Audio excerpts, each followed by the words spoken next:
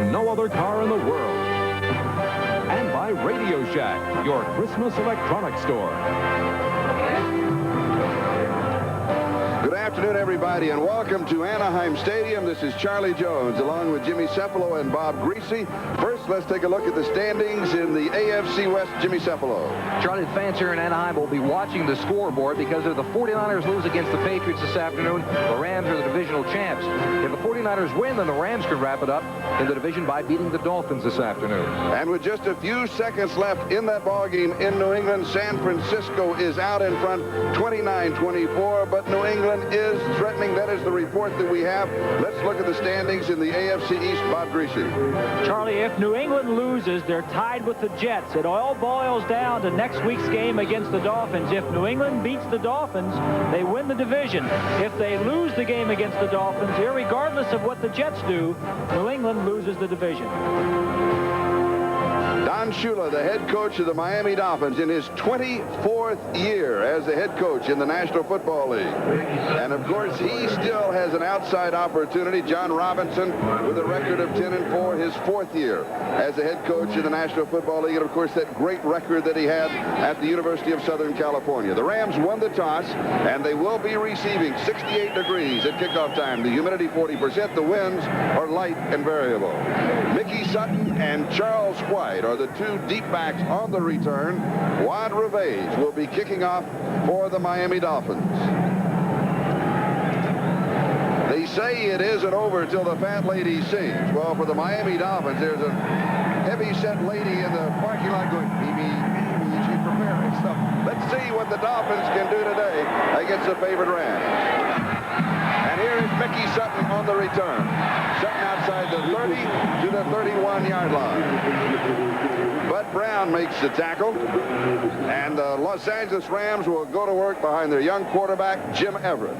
In the backfield, he will have Eric Dickerson and Tim Terrell. Terrell starting for Barry Redden, who has the flu. Went to the hospital this morning, had an IV to get his temperature down.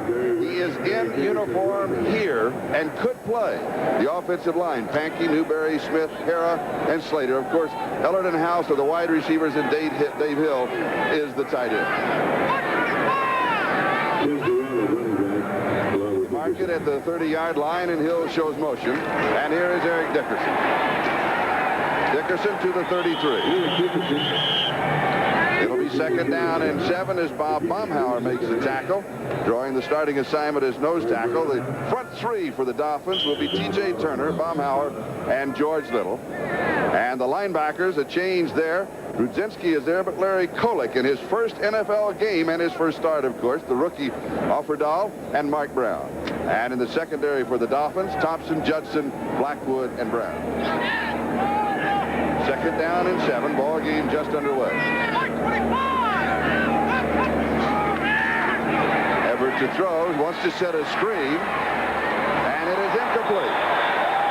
Dickerson was behind the screen, and Jimmy, I am not sure, as Offerdahl was there for the defense, if he was just deflecting the ball away, figuring that he couldn't make any yardage. Well, the book on John Offerdahl is that he has great instinct. Now, he kind of snuffed this play out. He has the lineman in front of him. He watched them pull to the right, and he followed the lineman over right into the screen to make the play. That's what they like about Offerdahl, and that's Redden, as you see, sitting on the sideline. As Charlie mentioned earlier, the flu has got him sitting on the sidelines.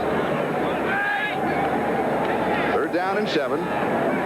Rams at their own 33-yard line, and they show the shotgun.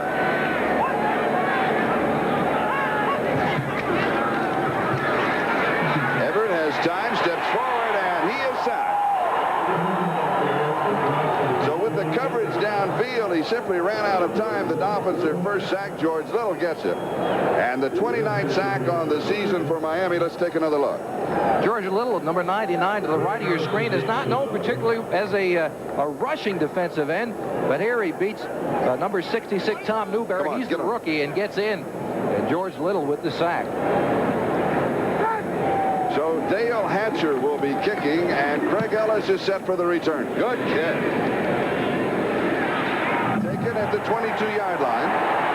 Outside to the 30, the 35, to the 37-yard line.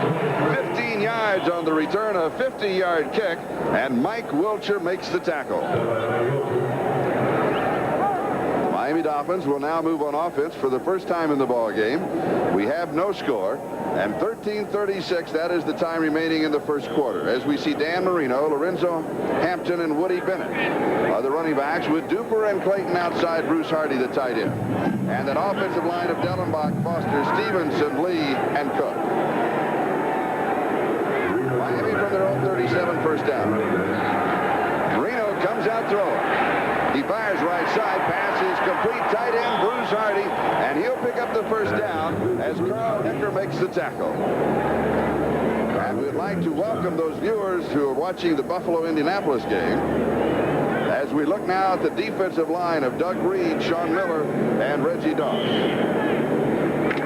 Now we'll make it official. We want to welcome those viewers who are watching the Buffalo-Indianapolis game. Here we have no score. You're looking at the Rams linebackers and now their defensive backs. As Miami on their first play from scrimmage just picked up 12 as Lorenzo Hampton goes to the 46-yard line. In Los Angeles territory, picks up 6. It's going to be second down and 4 as the strong safety Nolan Cromwell makes the tackle. There's the score with 12:45. That is the time remaining in the first quarter. Charlie, no surprises thus far. Marino going to Bruce Hardy early on. He's going to be an important factor this afternoon because of the extra attention that Mark Duper and Mark Clayton always receive. Second and 4. The give is to the first back, Woody Bennett. And Bennett's going to lose a yard to the 47, so it'll be third down and 5 as Sean Miller, the nose tackle, was there for the Rams. And that'll be an interesting matchup this afternoon as well. Sean Miller going against the All-Pro Dwight Stevenson, number 57 for the Dolphins. It is now a final. San Francisco 29, New England 24. And so the Rams need a win here today to win the Western Division. They show 6 in the secondary, third and 5, and Nathan checks into the offense, as does Nat Moore. Pass is there, pick, first down. Going to Mark Duper.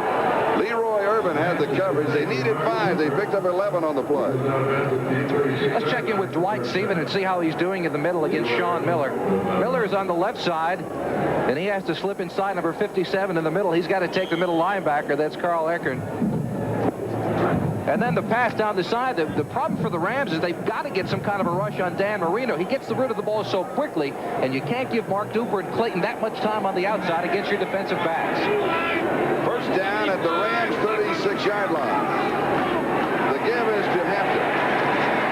And Lorenzo picks up about 3 on the play. They'll mark it for 2 to the 34. It'll be second down and 8 as Doug Reed makes the tackle. And Jimmy, the one thing that John Robinson, the head coach, was afraid of, and that was the fact that the Dolphins, with that great offensive explosion, can raise the whole ball club. Marino can just take him up to play so well in one particular game. Well, Marino is the one player in football, well, there's a couple of them, but Marino in particular can change a ball game simply by walking onto the field. He forces defenses to alter what they normally do. And Marino fires between 3 defenders. And it is complete to Mark Clayton, 11 yards and the first down. And this time it was Jerry Gray who makes the tackle. But the Rams, they show a lot of zone. They play about 90% zone, and you've got to do that against the Dolphins, a team like this. Now, Marino, again, with that quick release, but he does get the ball in between the zone. The Rams are going to have to make Mark Duper and Mark Clayton pay for every catch that they get because Marino can pick apart his zone with his ability and that strong arm to go in between linebackers.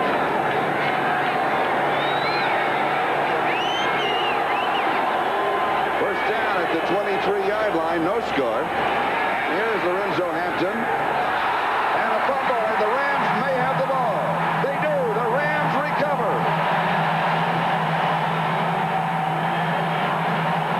Jerry Gray recovers the fumble.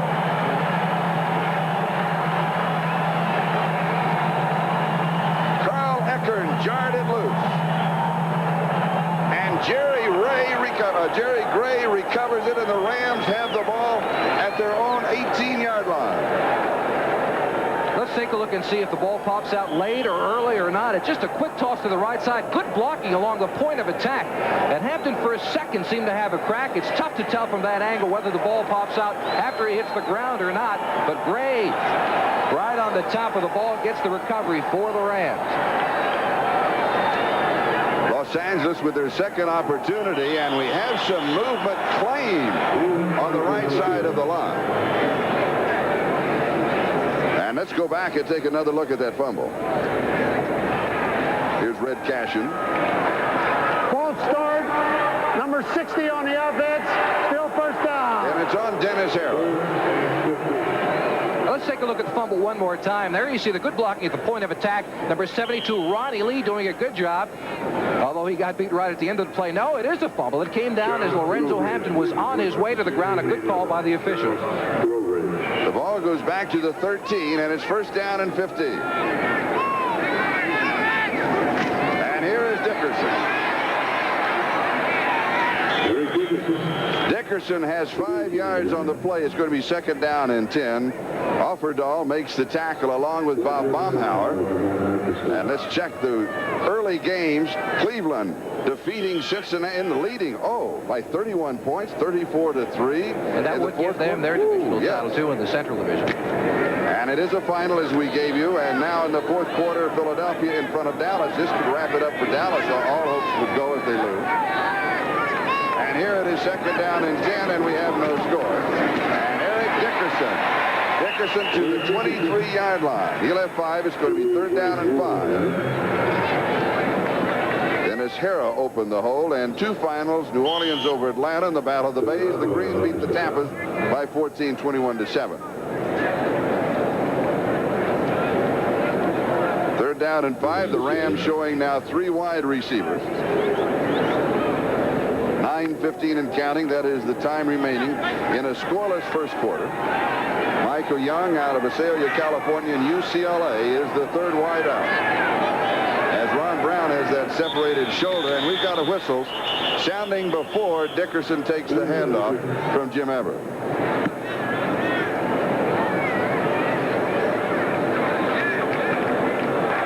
False start. Number 75 on the offense. Still third down. Pankey. And that is the second time in this drive that a false start has been called on the Rams. Sometimes with a new quarterback in Everett has been here for a couple of weeks, but that offensive line gets used to a cadence of one quarterback, and when a new quarterback comes in, sometimes they have a tendency to jump off sides. You see that very often when you have a new rookie quarterback in the lineup. Third down and 10.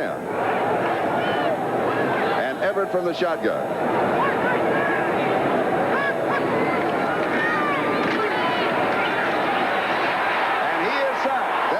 Second sack in the ball game for the Miami Dolphins, and Fred Robinson is the man who got it. Robinson, formerly with Tampa Bay and San Diego, picks up the Dolphins' second sack. Here's Bob Greasy, the telestrator. He's going to get good pressure to the outside. The game comes from this side. Containment is there, but Fred Robinson from the top of your picture is going to put the pressure and the sack on Everett.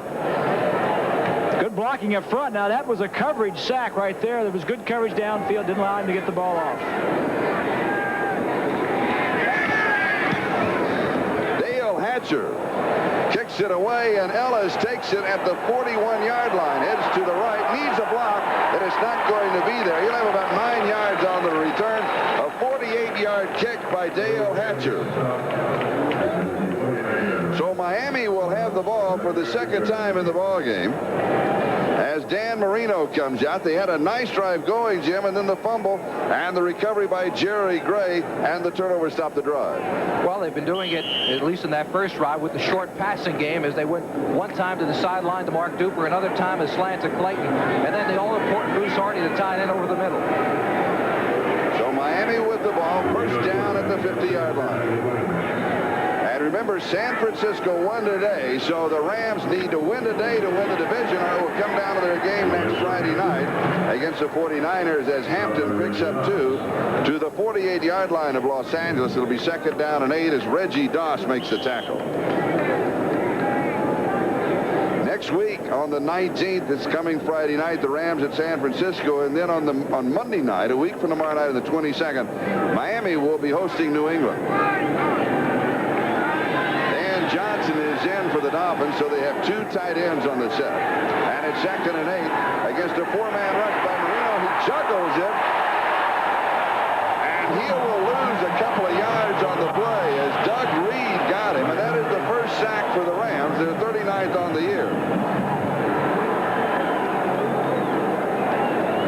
gets his arm knocked away by one of the blitzing linebackers from the side. That's Mel Owen, number 58. See him flick the ball away from Marino as he was getting ready to throw. But he has enough presence of mind to catch it back and head upfield. A loss of 4, so it's going to be 3rd down and 12 at the Miami 48-yard line. And the Rams show 6 in the secondary. Marino from the shotgun. We have some jumping. The Rams in the neutral zone. This is a free play. And it is incomplete. Almost caught downfield by James Pruitt.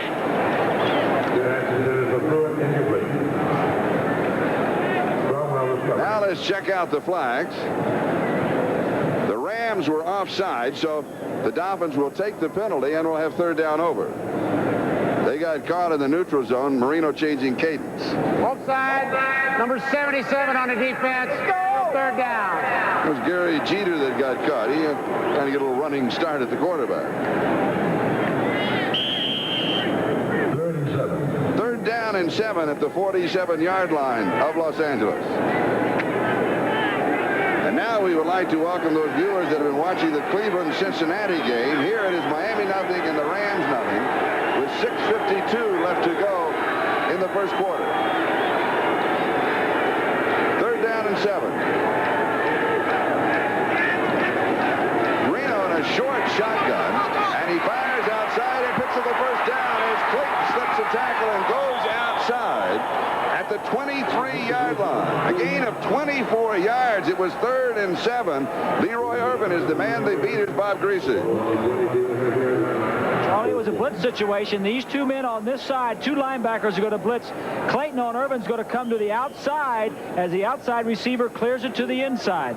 Marino sees the blitz, 2 of them on the same side, gets the ball quickly to his speedy receiver, and he gets turned upfield after he breaks the tackle. And with that catch, Mark Clayton goes over the 1,000-yard mark to join Mark Duper, who is already over 1,000 yards receiving. And it's a first down at the Rams 23. Costly error on Jeter when he was caught in the neutral zone. Marino throws for the score, and it is incomplete. Irvin broke this one up. Duper, the intended receiver. What does that motion of Marino mean to his wide receiver?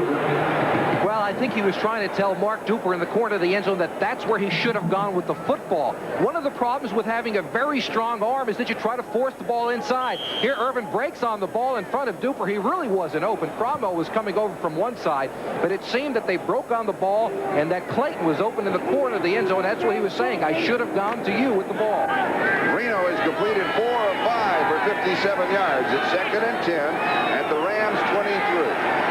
No score in the ball game.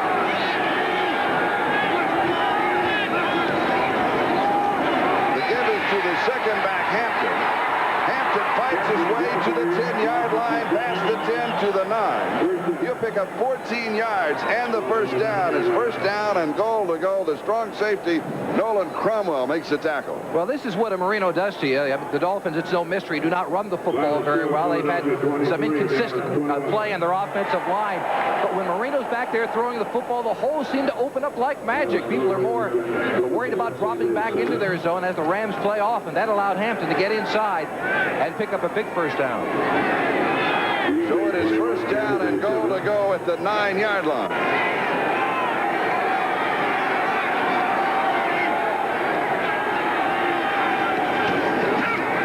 And Hampton is stopped.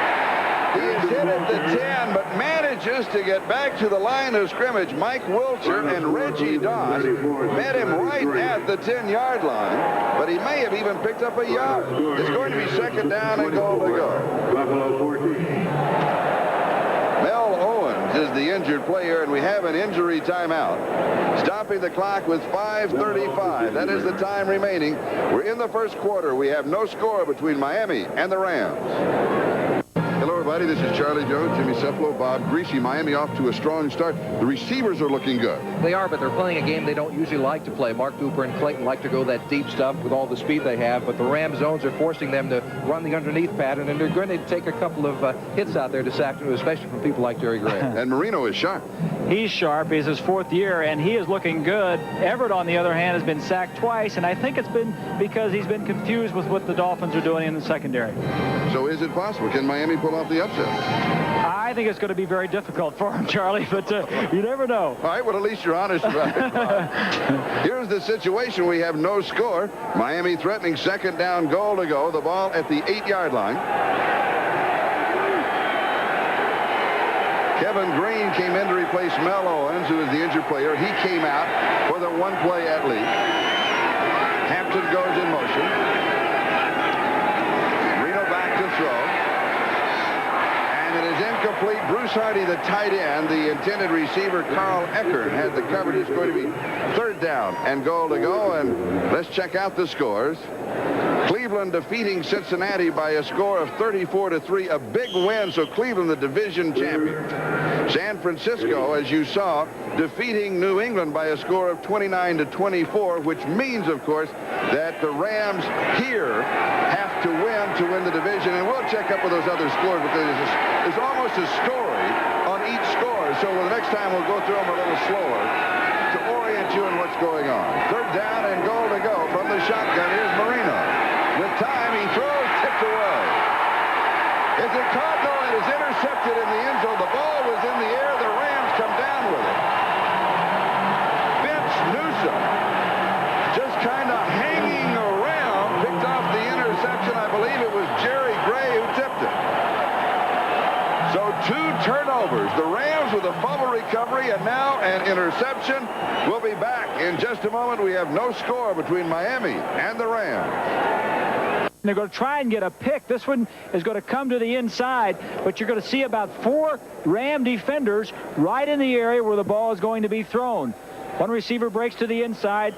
Now the other one comes to the hook area. Now there's 3 receivers right there. 2 more come and get the deflection, and it's an interception in the end zone. Ball's on the 20. For Vince Newsom, that is his 2nd interception of the year. For the Rams, their 27th on the season. And a first down for Los Angeles on their own 20. So a fumble recovery at the Ram 18. And interception in the Ram end zone. Little play action, then the quick screen to the left side to Ellard. And Ellard is out to the 25, maybe the 26-yard line, where Mike Brown makes the tackle. Now let's go back to the scores. Philadelphia defeats Dallas 23-21, and that means that the Cowboys are eliminated. And it also means that Dallas this year could come up. Their record is now 7-8. They could have their first losing season since 1964. That's a possibility, of course. They still have another game to go as Dickerson gets the call. And he has a couple of yards. It's going to be third down and 2 as Larry Kolick, the rookie from Ohio State, in his first NFL start and first NFL game, makes the tackle. New Orleans defeats Atlanta, and Green Bay downs Tampa Bay. Those are both finals, and that Atlanta's does New Orleans still have a possibility of a wild card? I'm not sure, but I'm interested with the Tampa Bay score because Tampa Bay now with an even record with Indianapolis because they come up with a win. They may lose. Vinny Testaverde. It'll come down to the final week of the season. Now these are the games just getting underway with this one. Kansas City in front of the Raiders very quickly. Seattle in front of San Diego very quickly. And here we have no score. Dickerson, first down to the 33-yard line.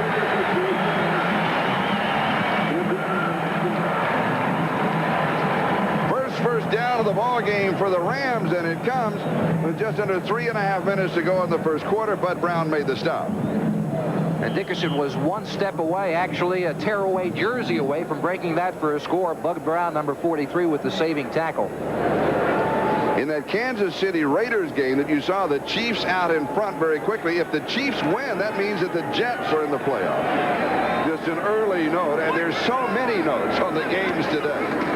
Little play action fake by Everett. As protection passes complete, 45-yard line, gain of 12. It'll be a back-to-back first down. As Renee Thompson makes the tackle, Ellard the reception. Let's go to Bob Costas.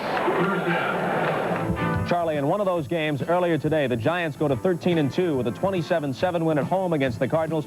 3 touchdowns for Joe Morris, and also runs from scrimmage of 56, that's this one, and 49 yards. With better than 1,400 yards for the season, he's second only to Dickerson in the entire league.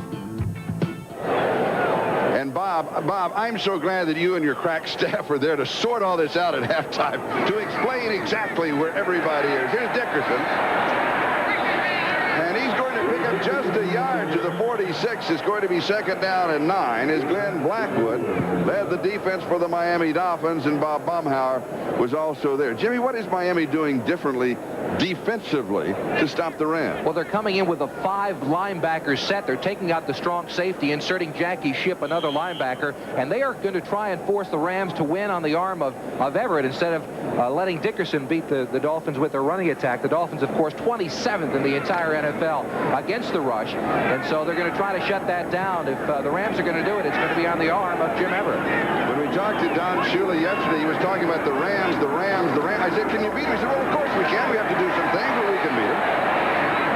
And the pass is incomplete, deep along the far side to Kevin House. Blackwood and Judson were in the area. It's going to be 3rd down and 9 back at the 46-yard line. And there wasn't any doubt in the statement of Don Shula that they could win today. Well, he's very positive force. There's a possibility the Dolphins could also wind up with a losing season this year, and they haven't had that happen. In fact, Don Shula's gone 23 years with only 1 losing season.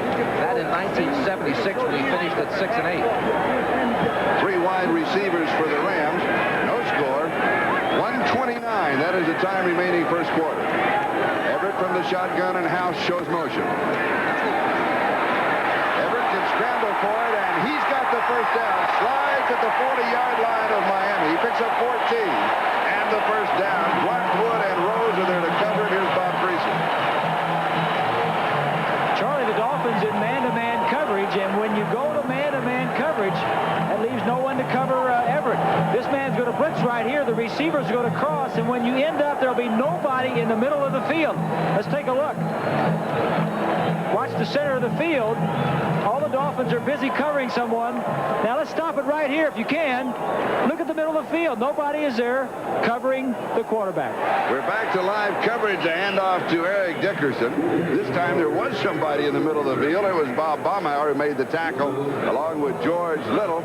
We'll give him a couple of yards to the 38. It's going to be 2nd down and 8 as the Rams now, Jimmy, started this drive at their own 20. This is the 9th play of the drive coming. And they're now at the 38-yard line of Miami. This is really the first offensive thrust of Los Angeles. Well, that's an overpowering offensive line they have there. They had 4 people in the Pro Bowl last year from this offensive line. Of course, Cahill now traded away, but they're going to grind down. They're trying to grind down the Dolphins defense. Everett, a little play action. He goes deep over the middle. It is caught at the 20. Henry Eller pulls it down at the 18-yard line and a gain of 20. First down, Bud Brown with the tackle. Jim Everett looking good. Let's take a look at Bud Brown. Now, he's playing in combination with a quarterback. He's got to take Ellert as he comes across his face, but it's the strong arm of Everett that gets the ball in between Brown and the linebacking crew of the Dolphins. And that is the end of the first quarter. We have no score. The Rams are on the move. We'll be back in a moment. Dickerson, who's been the offensive weapon of the Rams, now the young quarterback, Jim Everett, with his 4th start, the rookie out of Purdue, and he has added a separate dimension to the offense of the Rams and has taken some of the weariness away from Dickerson. We'll be talking about that. Here he comes. He hits Ellert inside the 5, picks up 14 to be first down and goal to go. Everett now 4 of 6, all to Ellert. Brown and Judson with the tackle. And this is just the strength of the arm of Everett. He looks exactly at the wide receiver. He wasn't going to fool anybody. He knew he wanted Ellert right away. In fact, Ellert has caught 3 of the 5 touchdown passes that Jim Everett has thrown. Rams with 2 tight ends, first down and goal to go. They mark it at the 5.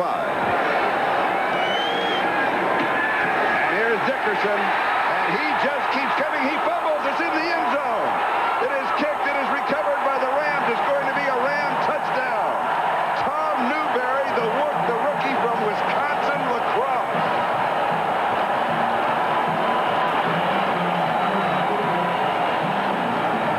His first, needless to say, NFL touchdown. But watch the strength of Dickerson. That's what gets it done. He's hit once, twice, a 3rd time. That's John Offerdahl, number 56, leaning for the end zone. Judson just hopped in right at the end, and then it is Newberry who gets his first NFL touchdown like a kid coming down for Christmas morning with the present right at the edge of the tree.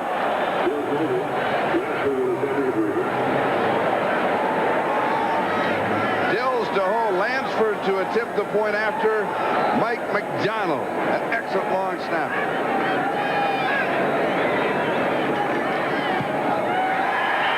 It's good. And the Rams have the lead over the Dolphins, 7-0, with 14:15 left to go, first half. Today's game is brought to you by Mazda Cars and Trucks. The more you look, the more you like Mazda value. By Old Milwaukee and Old Milwaukee Light. It doesn't get any better than this. And by the U.S. Army, a place to be all you can be.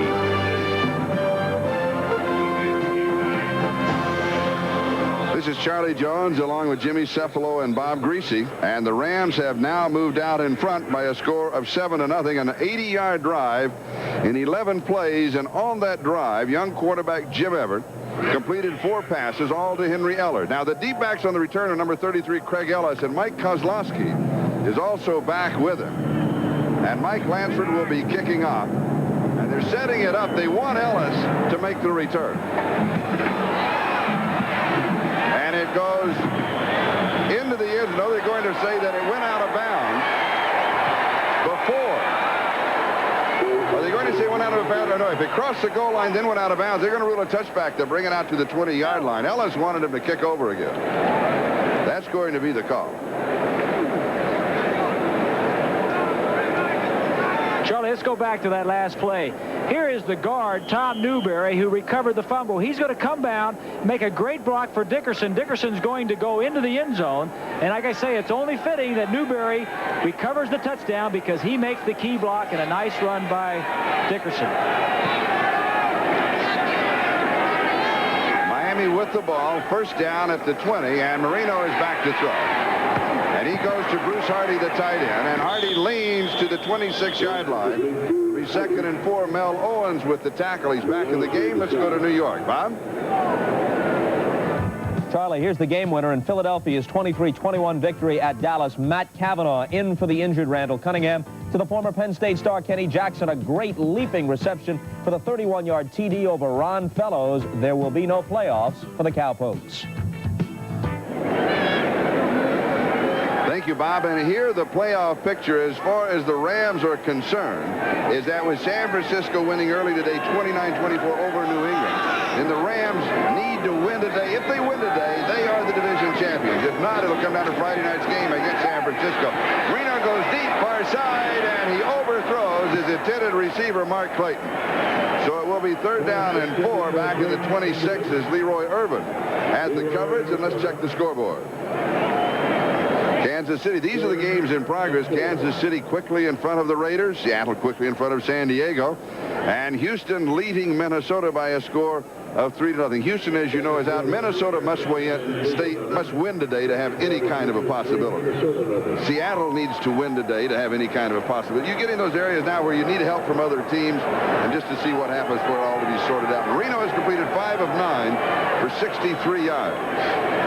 But an interception in the end zone and a fumble recovered by the Rams on their own 18-yard line have turned the game around for Los Angeles. They lead 7-0. Contact is made by the Rams. They're going to claim movement in the offensive line. Here's Red Casher. There was no movement. The ball will go to the 31. It'll be a first down. Both sides. Number 98 on the defense. First down. Sean Miller made the contact.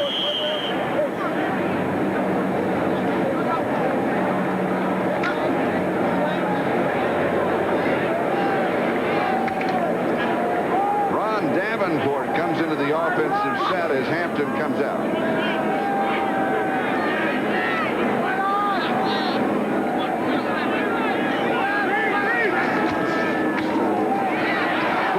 Back to Marino, has a man running free. If he hits him, it's Duper. It'll be 6. Mark Duper, 69 yards, touchdown, Miami.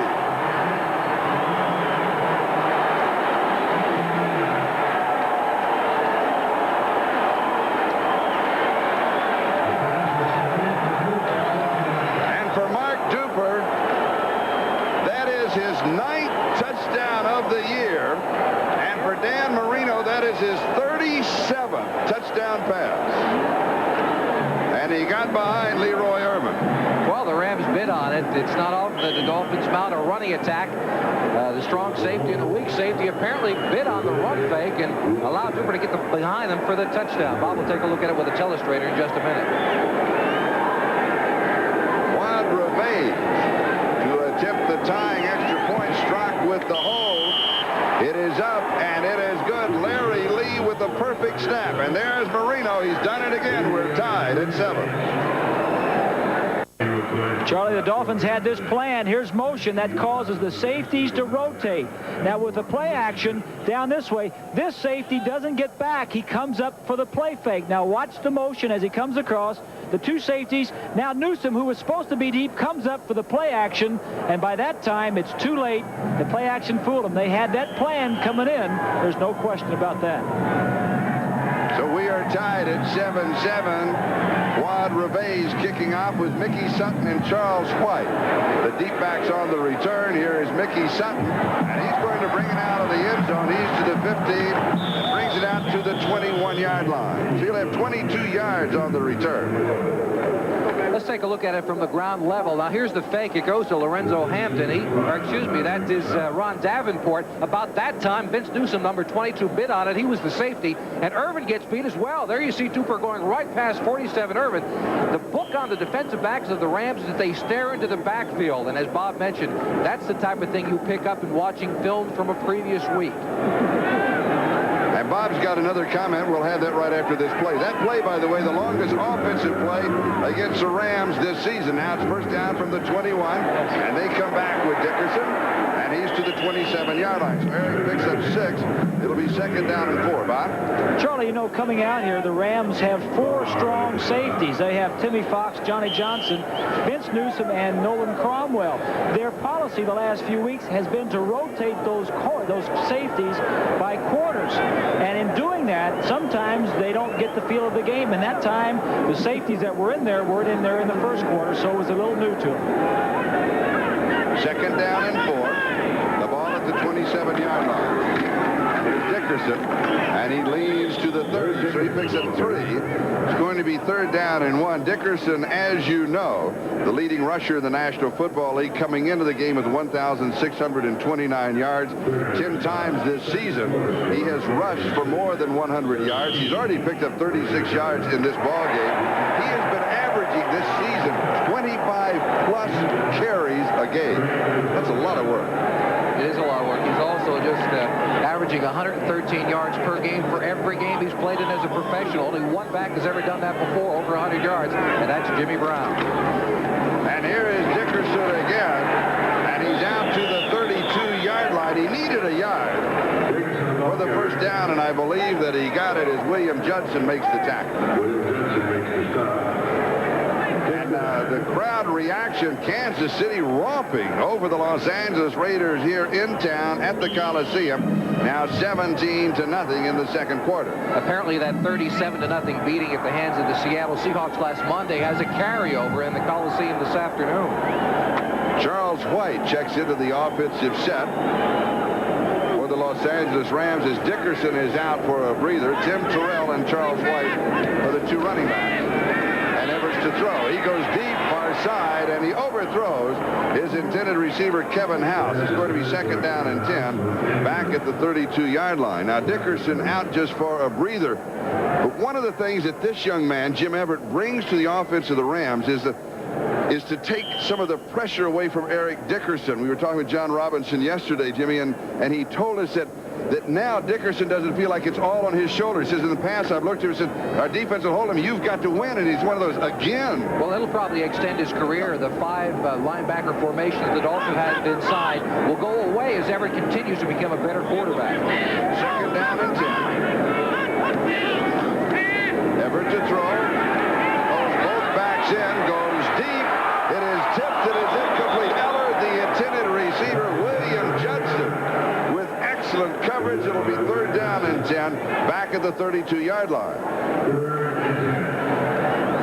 Bob Greasy, you've had a chance now to see a little of Jim Everett. He's from your alma mater, Purdue. How does he look to you as a quarterback? I'm impressed with him, Charlie. He was a little unsettled starting. He needs to learn to throw the football away, but this throw was pretty much on the money, just good coverage, and as you've mentioned, to take a lot of pressure off of Dickerson. Yeah, that was a mistake on the part of Henry Ellard. He never gave any move to the defensive back and actually just turned it into a foot race, which is always a losing effort for a wide receiver against a defensive back. Third down and 10, throwing to Dickerson underneath the coverage, and he does it all. He's to the 45, 13 yards. First down, Rams. David Fry and Don McNeil with the tackle. And Dickerson does not get hurt. He plays a lot, and he doesn't get hurt. Oh, he's very durable, and he does more than just run with the football. He's also an excellent blocker. They don't call on him to block very often, but he's a very capable blocker, and as you saw with those statistics, a very good receiver. He's second on the team coming in today's action with 23 catches.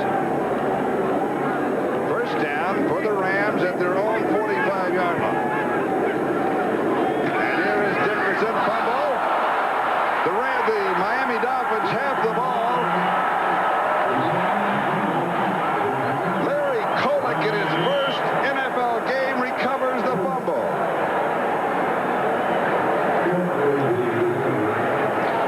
This is Glenn Blackwood all the way. He's on the strong side. There he is, blitzing from the outside position from the strong safety spot. He hit Dickerson just as he was receiving the football. That's why it was coughed up, allowing Kolick to get it and turn upfield for the Dolphins. And we'll be back in just a moment. Look, the Rams' favorite play, pulling these two linemen. They didn't account for Glenn Blackwood, the safety right here, blitzing into the backfield. And as soon as Dickerson gets the ball, Blackwood hits him and causes the fumble. One of the ways the Dolphins are trying to stop the running game of the Rams is using Glenn Blackwood on a safety blitz. And there's Glenn Blackwood, the man who caused it, Larry Kolick. The rookie from Ohio State, taken in the 7th round of the draft, recovered it. The ball at the Rams 39, and the give is to Davenport. And he's to the 31-yard line. So he'll pick up 8 on the play. It's going to be second down and a couple as Carl Eckert makes the tackle. And let's check the games in progress. Kansas City, remember a moment ago they were leading 17-0? Well, that's what they led the Raiders in that first ball game. And then the Raiders came back to beat them 24-17. Now the Raiders are coming back again by a like score. Seattle in front of San Diego and Minnesota in front of Houston 7-3.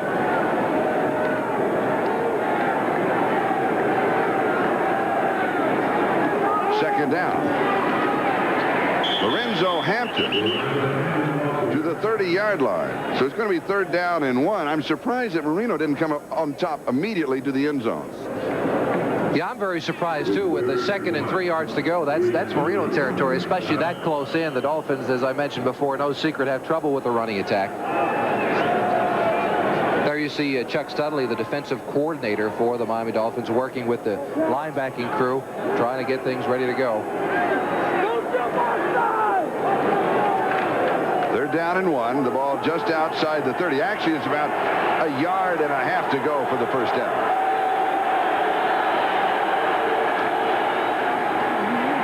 And here is Hampton with the first down. And did you notice how he was guarding the football? He did not want to fumble. I think that was the first thing on his mind. Johnny Johnson chased him out. Well, what he does, if he hangs on to the football, he allows Fouad Reyes to come in and try a field goal. Don't give it up at all. And you're right, he's cradling it there. But the Rams have trouble with containment. That's Mello and number 58 on the outside, trying to contain the outside of the formation. He does not get it done, allowing Hampton to get around the corner for the first down. Now it's a first down at the 23. Hampton 35 yards in 8 carries. Miami trying to capitalize on the turnover as Kolick recovered the fumble. Marino fires far side. It is there. Duper, he is out at the 17-yard line. So he has 6. It's going to be second down and 4. No, that was Clayton, excuse me.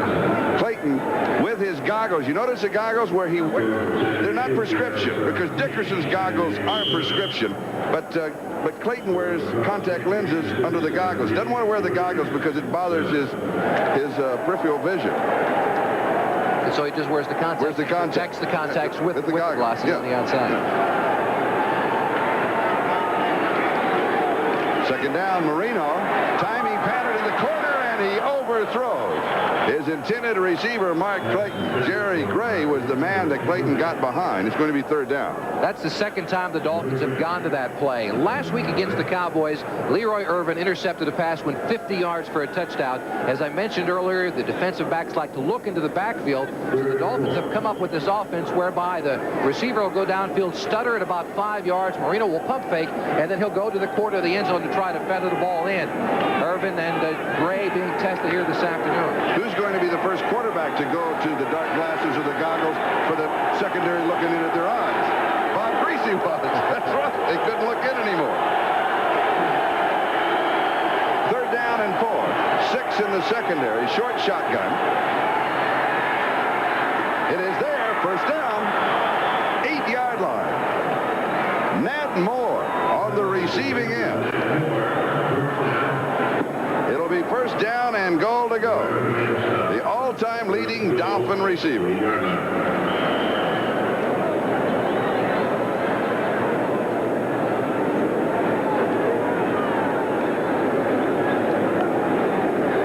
Minutes, 10 seconds and counting. That is the time remaining in the second quarter. Marino already has thrown for 147 yards, 8 of 13, 1 touchdown, 1 interception.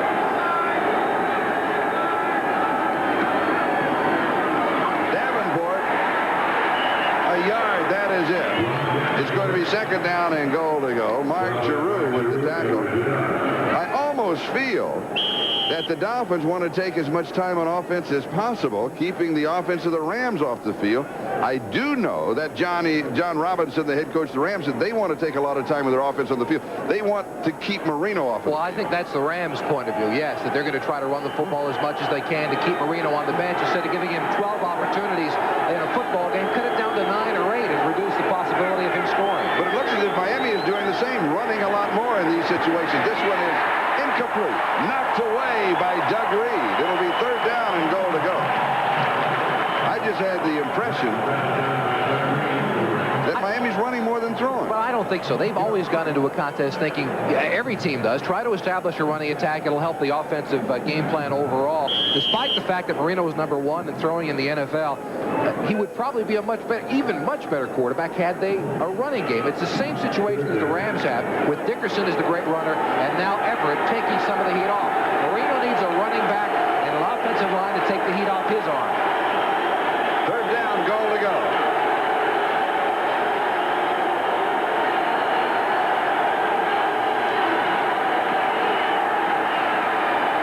He drills it into the corner. It is there. Touchdown.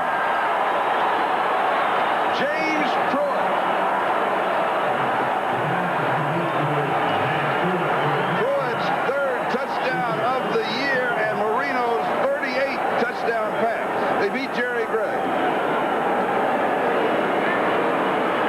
Are one of the few teams in the NFL that will play zone all over the field inside the 5-yard line. It really doesn't matter. This is all on strength and looking away. Marino looked to the left, then came back, caught Gray napping, looking back into the backfield, looking away from it, and James Pruitt was allowed to get to the corner of the end zone. With the strength of Marino's arm, he beat Gray. You've got to stay close to a receiver when someone like Marino's on the field. Lee with the snap, Strock with the hold. Reveiz has it. And the Dolphins lead the Rams 14-7. Now with 7-11, the magic number left in the first half.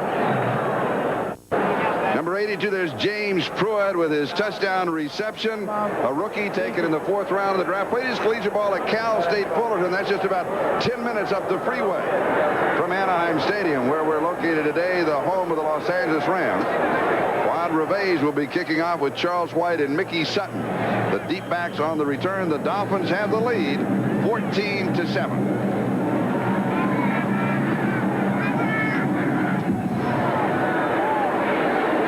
In the ball game that Miami has led. This will be down in the end zone by Mickey Sutton. We'll bring it out to the 20-yard line. We've got a little pushing and shoving at the 17, now to the 20. And I think this will be broken up. We can go to the telestrator and Bob Greasy. Charlie, we'll go back to the last touchdown. Here's Pruitt right here. Now, Pruitt is a rookie playing his first year. The Rams know this, too. He's going to run a little short out. The Rams do a lot of studying. Now, if we can stop it right here, you can see the double coverage on Nat Moore, double coverage on Duper and Clayton, and the only man with single coverage is Pruitt in the corner of the end zone, and he's the man that Marino finds for the touchdown. And Miami has the lead 14-7. And the Rams have the ball at their own 20, and they come out throwing. Here's Everett. Steps forward and overthrows David Hill, or underthrows Henry Eller. And it'll be second down and 10 at the 20.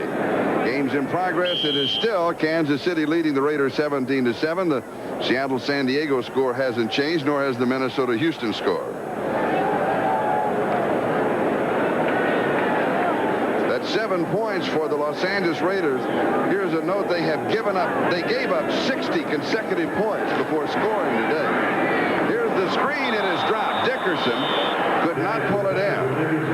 And it's going to be third down and 10 at the 20-yard line. John Offerdahl was there for the Miami Dolphins.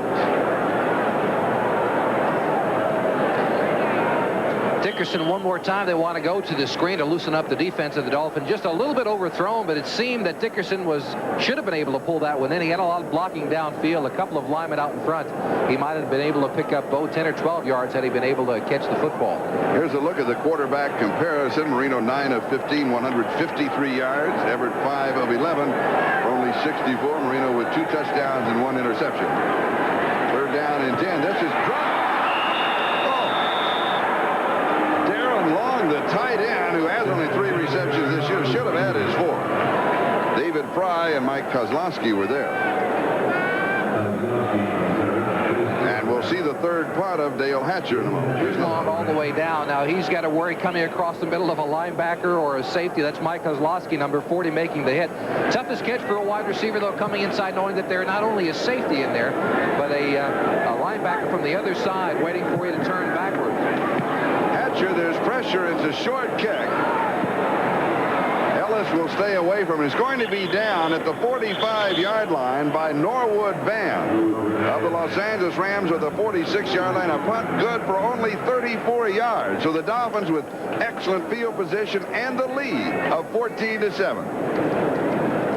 This is Charlie Jones along with Jimmy Cefalo and Bob Greasy. We're at Anaheim Stadium, where we have 6 minutes and 42 seconds. That is the time remaining in the first half in the game between the Miami Dolphins and the Los Angeles Rams. For the Dolphins, 11 runs and 16 passes, so a reasonably balanced attack thus far for Miami. And they have good field position at their own 47-yard line. Los Angeles scored first, and it was a recovery in the end zone of a fumble. Tom Newberry, the rookie guard, recovered it for the touchdown. Rams went on top 7-0. Then Marino to Duper, 69 yards on the pass play, and then Marino to Pruitt from 6 yards out. And that was set up by the fumble recovery by Larry Kolick, the fumble caused by Glenn Blackwood. So now the Dolphins have another excellent opportunity starting at their own 47. Only 53 yards away from the end zone. In the backfield, and Hardy is in motion. Woody Bennett to the 45-yard line of Los Angeles. Mel Owens with the tackle. It'll be second down and a couple. And Roy Foster with the lead block. I mean, it's tough for you and I to come in. Hey. This is a real dangerous area for the Rams, of course. Anytime you give the Dolphins 7 or 8 yards on first down, it sets up that situation you mentioned before, Charlie. They have the option to go deep with Duper or Clayton or run the football up the middle. A difficult spot for the Ram defense.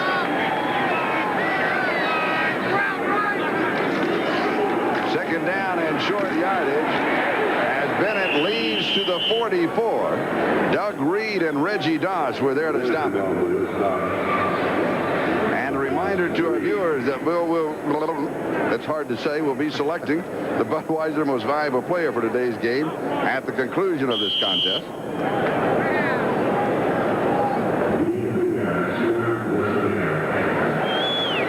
Just over 5 5.5 minutes. That is the time remaining in the first half. Third down, about a half a yard to go for the first down, as Larry Lee checks into the offensive set as Roy Foster comes out for Miami.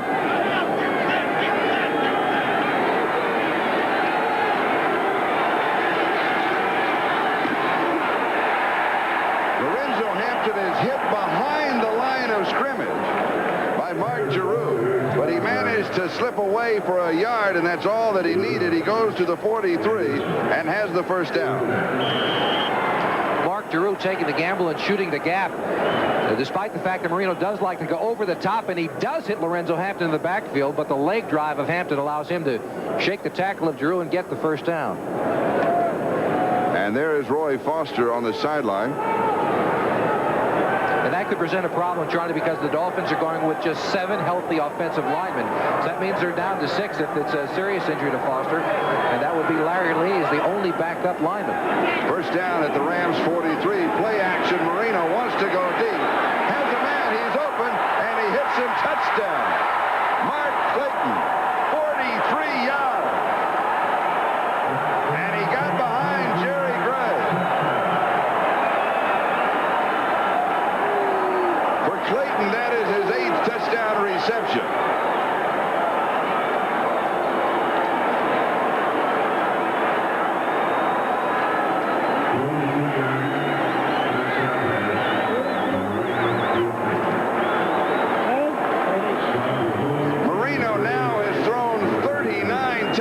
This year, he's 10 of 16 for 196 yards in this ball game.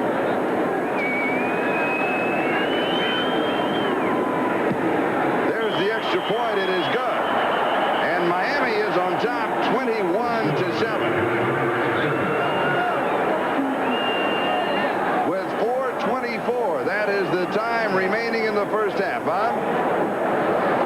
Charlie, again, the Dolphins put the tight end in motion. Right here, they put the tight end in motion to get the safeties to rotate.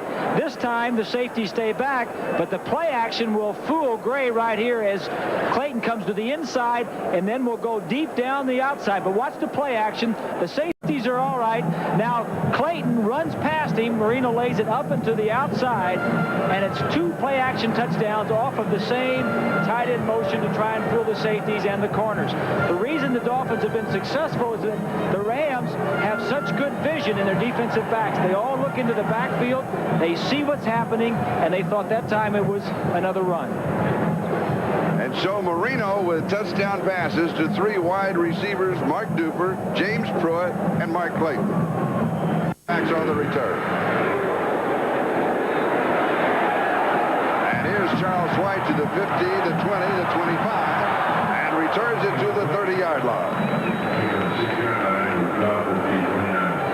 And now will the Rams be throwing more? I don't think so yet. There's no need for them to go away from their game plan. I mean, Eric Dickerson is still the great back he's always been, despite the fact they're down by 14 points. And if they get away from the game plan this early, it forces the Dan Marino back on the field that much more. They have to stay to their game plan to try to give Marino that many fewer opportunities. And as you see, their play selection is as even as the Dolphins was, just about. From the 30-yard line, first down, 2 tight ends on the set for the Rams. And here's Dickerson. Healing up with a couple of yards on the play. Mike Brown with the tackle, and Miami had a shot to drop him for a loss. Larry Kolick is the man who brought him down. And they're going to mark it at the 32-yard line. It'll be second down and 8. 3:49 and counting. That is the time remaining in the first half, and the numbers of Eric Dickerson.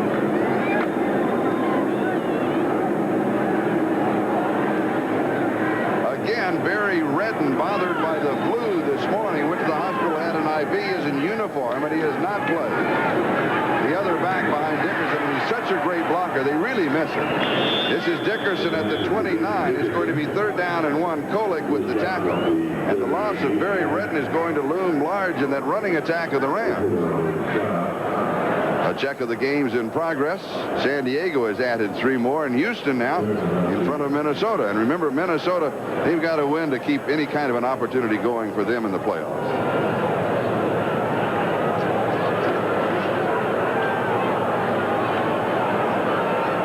down, just under 2 to go for the first down. And here's Dickerson. And it may be close. Let's see where they spot it. John Offerdahl was there to meet him right at the 30-yard line.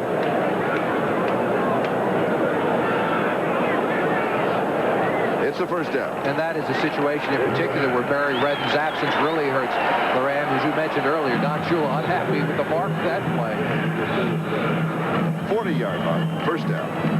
Did I say 30-yard line? I think I meant it. The report on Roy Foster is a sore left knee, and he should return to the ballgame.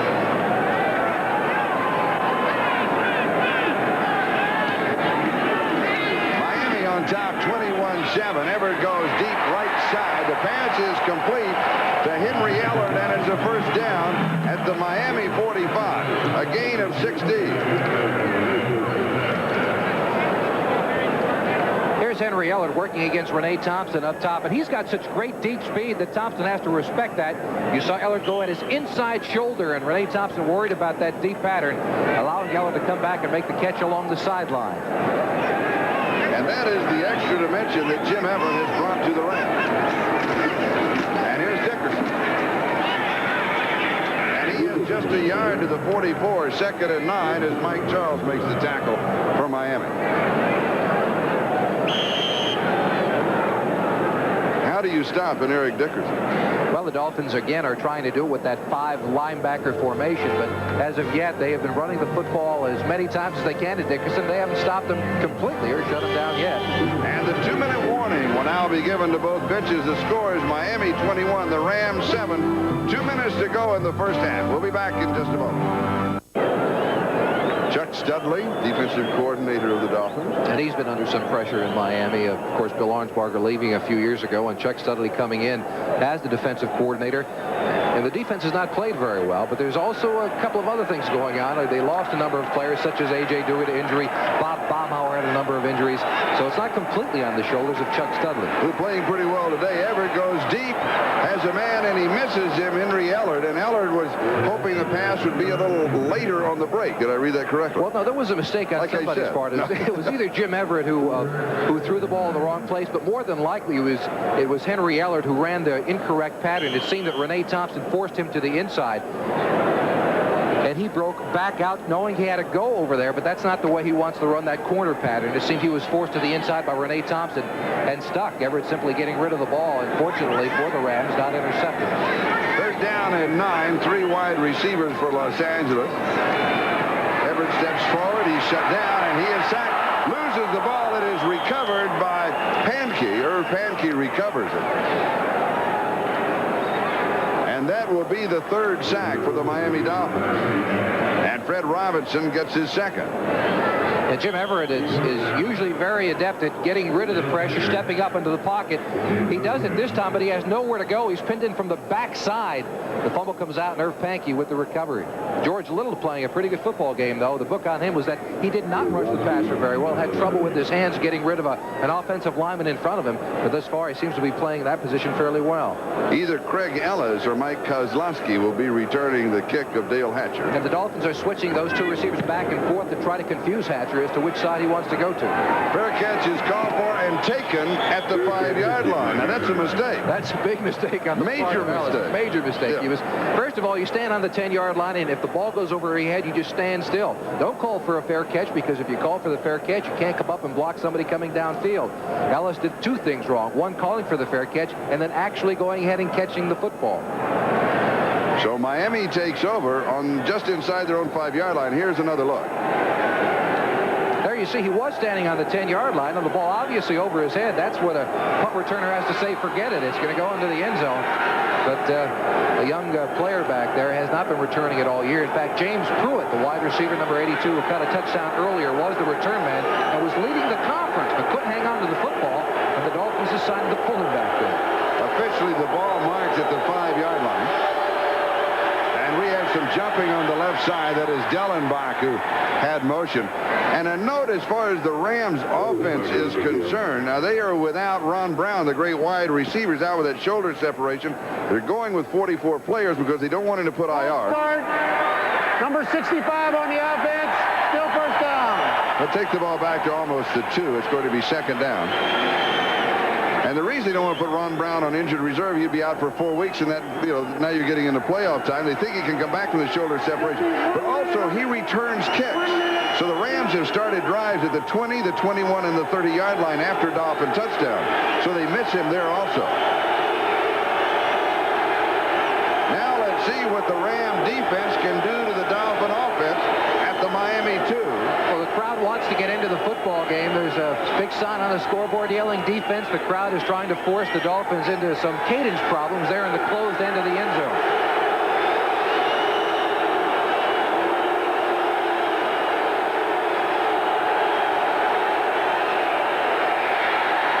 Here's Davenport. Davenport is out to the 10-yard line.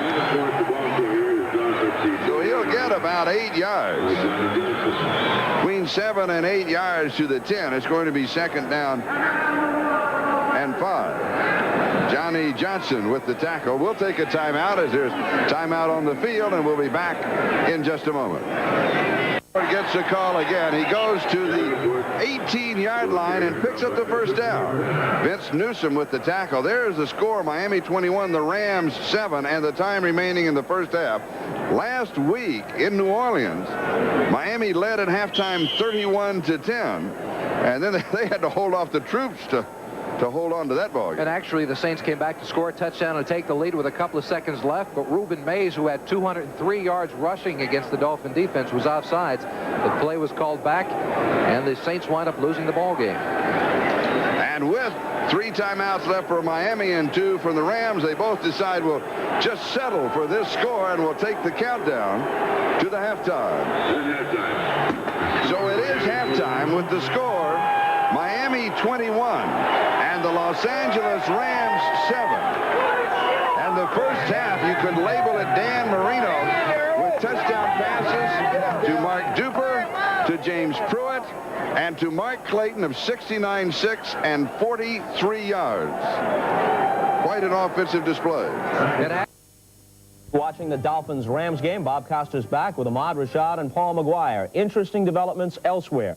Kansas City late in the first half at the Coliseum, leading the Raiders 20-10. Let's take a look at one play from that game. Bill Kenny returns from the bruised thumb, which sidelined him a week ago, and he hits this one to Stephon Page, a nicely timed 26-yard touchdown, part of the 20-point outburst by Kansas City. The game has now gone to the half. At one point, the Chiefs led 17-0, but remember, earlier this year at Arrowhead, they led 17-0 over the Raiders, and Los Angeles came back to win. The winner of this game controls its own destiny. Whichever team wins this game will lock up a wild card if they win their final game next week. Kansas City closes against the Steelers on the road. The Raiders have Indianapolis at home. Seattle is playing at San Diego. The Chargers just scored last minute of the first half to tie that game at 17. Miami and the Rams, the game you're watching, 3 more touchdown passes for Marino, 39 for the year. No one else in the league has as many as 30, 21-7 in favor of the Dolphins in this one. Minnesota is trailing at Houston 13-7. They're late in the second quarter. If Minnesota should lose this game, then the Rams and San Francisco have clinched playoff spots. They are at least wild cards. And then the winner of the game on Friday night could possibly be the division champion. That's if the Rams should lose today to Miami. San Francisco would have a crack at the division title by beating the Rams next Friday. But if Minnesota loses today, both the 49ers and the Rams, regardless of what happens the rest of the way, are at least wild card teams. Earlier today, Cleveland clinched in the AFC Central. The Bengals are in some trouble now. 34-3 was the final score at Riverfront. And here's one play from that game. Bernie Kosar with a 46-yard first-quarter touchdown pass to Webster's Slaughter. Kosar had a big day, about 250 yards in the air. Cleveland controlled it from the outset, and they win it 34-3. Celebration in the end zone for Webster's Slaughter. Championship in the AFC Central for Marty Schottenheimer's Browns. Paul McGuire? Bob, you know, everybody gives credit to the offense, but if you're going to look at the Cleveland Browns, give credit to 2 people, the 2 corners. The job that they did today shutting down Cincinnati's wide receivers was spectacular.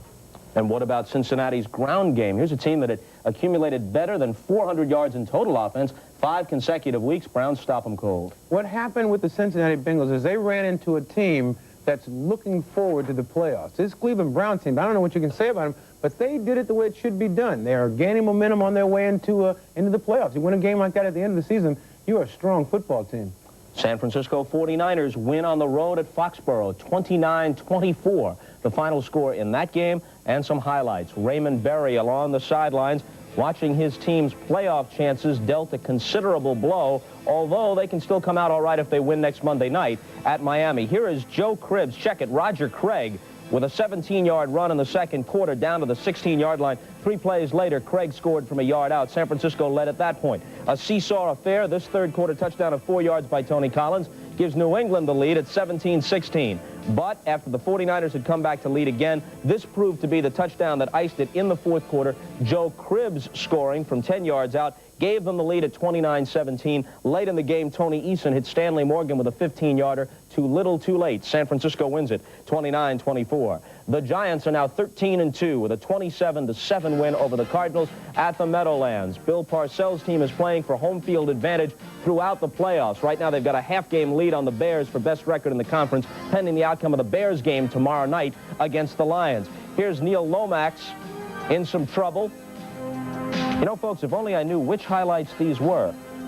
Neil Lomax in lots of trouble. Basically, this appears to be a montage of Neil Lomax in trouble, as best I can determine, and that was the story of the day as the Giants' defense was all over him. Joe Morris had a big day, too. 179 yards rushing. He had runs from scrimmage of 56 yards and 49 yards. He scored 3 touchdowns, 1, 2, and 3-yard runs. He's got 1,401 yards rushing for the season, second only to Eric Dickerson in the entire league. Elsewhere, Philadelphia beats Dallas 23-21 as Matt Cavanaugh throws a 31-yard touchdown pass to Kenny Jackson late in the game to win it. Not only are the Cowboys eliminated from the playoffs, but they're in danger of their first losing season since 1964. Indianapolis down 14-0, rallies and beats Buffalo 24-14, scoring all their points in the second half. So now under Ron Meyer, the Colts have won 2 in a row, and they're in danger of losing Vinny Testaverde and that first draft choice. New Orleans beats Atlanta 14-9, that game in Atlanta. Green Bay over Tampa Bay, and now Tampa Bay is 2-13, just like the Colts.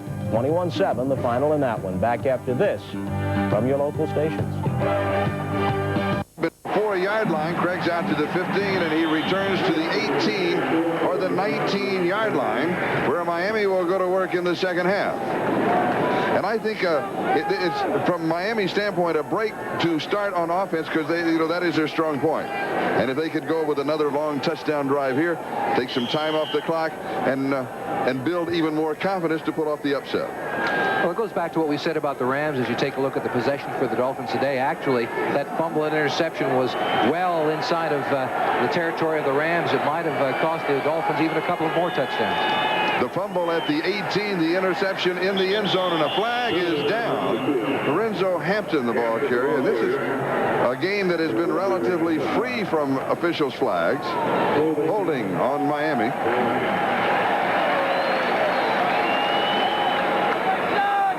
John Robinson, the head coach of the Rams. Holding, the left guard on the offense, still first down. The penalty will take the ball back to the 9-yard line. And be first down and 19 as they split the difference to the goal line.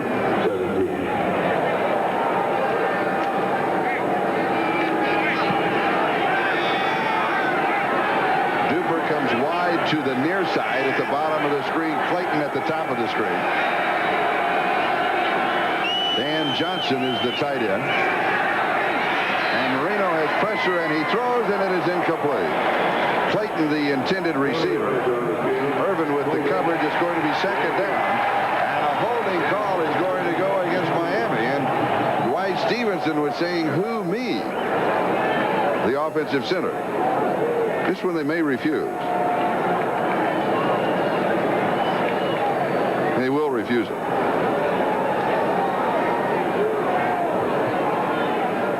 Holding, number 65 on the offense. That penalty is declined. It's second down. Was on the tackle, Jeff Dellenbach. So it's second down and 19 at the 9. Second and 19.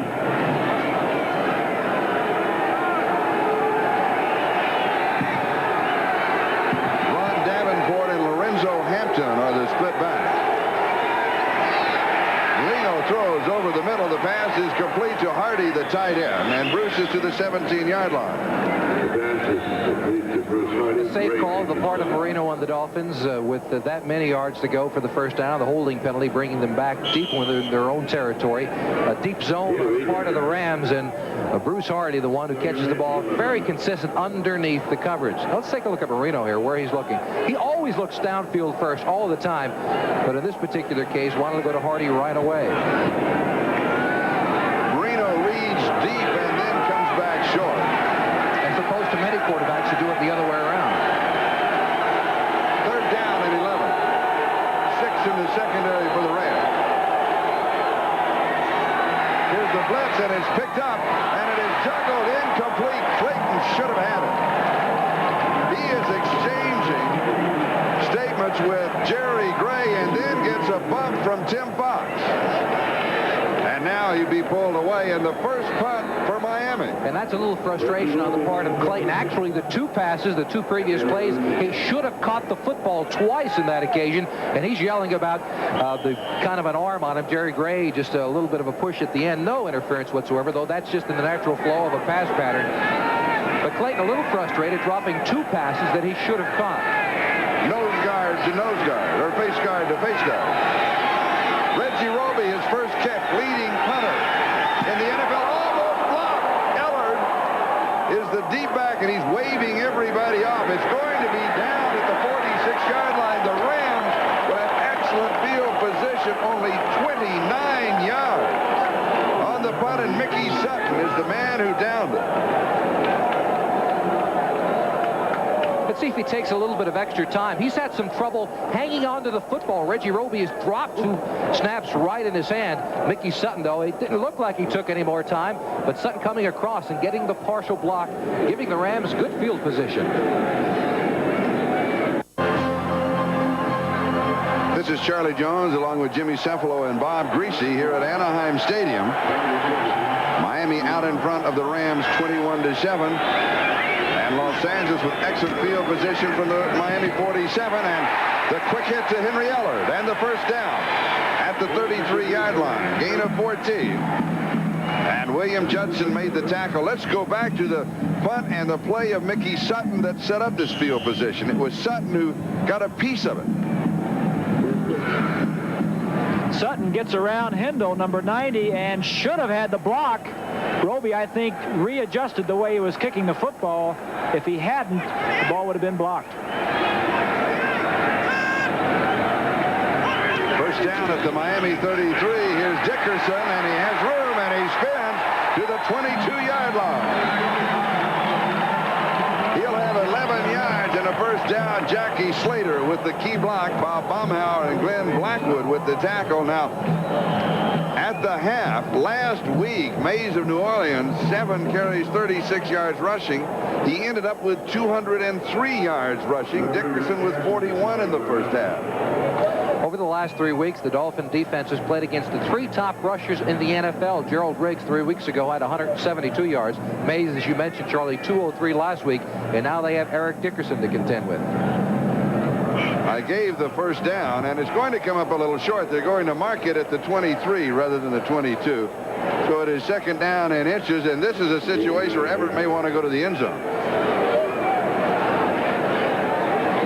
Best rushing performances against the Dolphins, Mays, or O.J. Simpson, of course, with the first 203, and then Mays, Campbell, McNeil, Gerald Riggs. And 2 of those performances coming, as I mentioned, the last 3 weeks. It is a good time for them to go over the top. Everett likes the play-action pass, and this may be the occasion where he goes to it. They have a couple of more downs to go for the first down if they don't get it here. And this is a running formation. And they stay with the run and the first down. Charles White leading the way for Eric Dickerson. Mark Brown and Bud Brown make the tackle just inside the 20. We'll call it the 19. It'll be a first down. And, of course, with Barry Redden, the fullback, and the excellent blocker for the Rams, out with the flu, in case you joined us late. He went to the hospital and is back on the sideline, but hasn't played. And Charles White is now in the block. And 2 components of their offense are not there today. You have Ron Brown out with an injury, as well as Barry Redden. So the Ram offense is not at full strength this afternoon.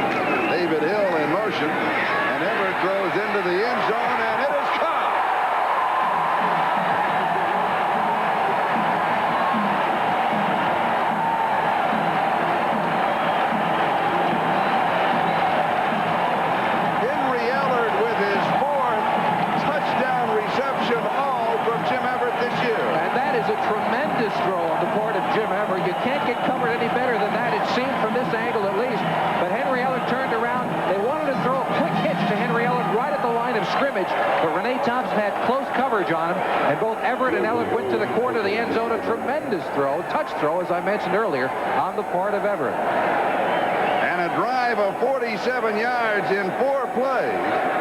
And remember, it was set up by Mickey Sutton, who got a piece of the punt. The extra point by Lansford is up, and it is good out of the hole of Steve Dills. And the Rams may be on the way back. It's 21-14. In the NFC West earlier today, San Francisco defeated New England 29-24. And, of course, that means that the Rams must win today if they want the division title today. The Rams play at San Francisco next Friday night, the 19th. New Orleans and Atlanta are out of the picture. And Mike Lansford will be kicking off for the Rams with Ellis and Kozlowski deep. Ellis takes it at the 3. He's to the 15 and returns across the 20, and there's a flag down on the play. Vince Newsom and Kevin Green make the tackle. It will go against the Dolphins. Illegal block. Number 90 doing the return. First down at 10. The call on Andy Hindle. And now the yards penalized are more even. Let's go back to that touchdown. Charlie, this is, you asked me how Everett's doing. This was supposed to be a quick hitch. Everett right there wanted to throw the ball. There was bump and run out on Ellard. The adjustment is to run the fade down the field. Both Ellard and the young quarterback made the adjustment, and a heck of a throw by Everett. Now the ball is on the 9-yard line. Miami needs to get something going here. Otherwise, they will give up good field position to the Rams, and the Rams will continue through that open door. And it is over the middle. It is complete to Davenport, and he has the first down. And when you look back on this game, Jimmy, that may be the key to the whole game right there. It might be. There was that good coverage downfield on the part of the Rams as we take a look at the scores. The Raiders coming back, well, not really, 20-10, excuse me, but San Diego crawling back into that contest, 17-all, and Houston out in front of Minnesota, 13-7 at the half. But that is what they're going to have to do. The Rams are taking away the deep passing game of the Dolphins as long as they don't get caught looking in the backfield as they did in the first half. That makes Davenport very important underneath the coverage. A first down at the Miami 23. Davenport will lose a couple of yards. It's going to be 2nd and 12 as Mark Giroux, the inside linebacker, makes the stop. We're moving on the 10-minute mark, time remaining in the third quarter. And the Rams have pulled within 7. It's Miami 21 and Los Angeles 14.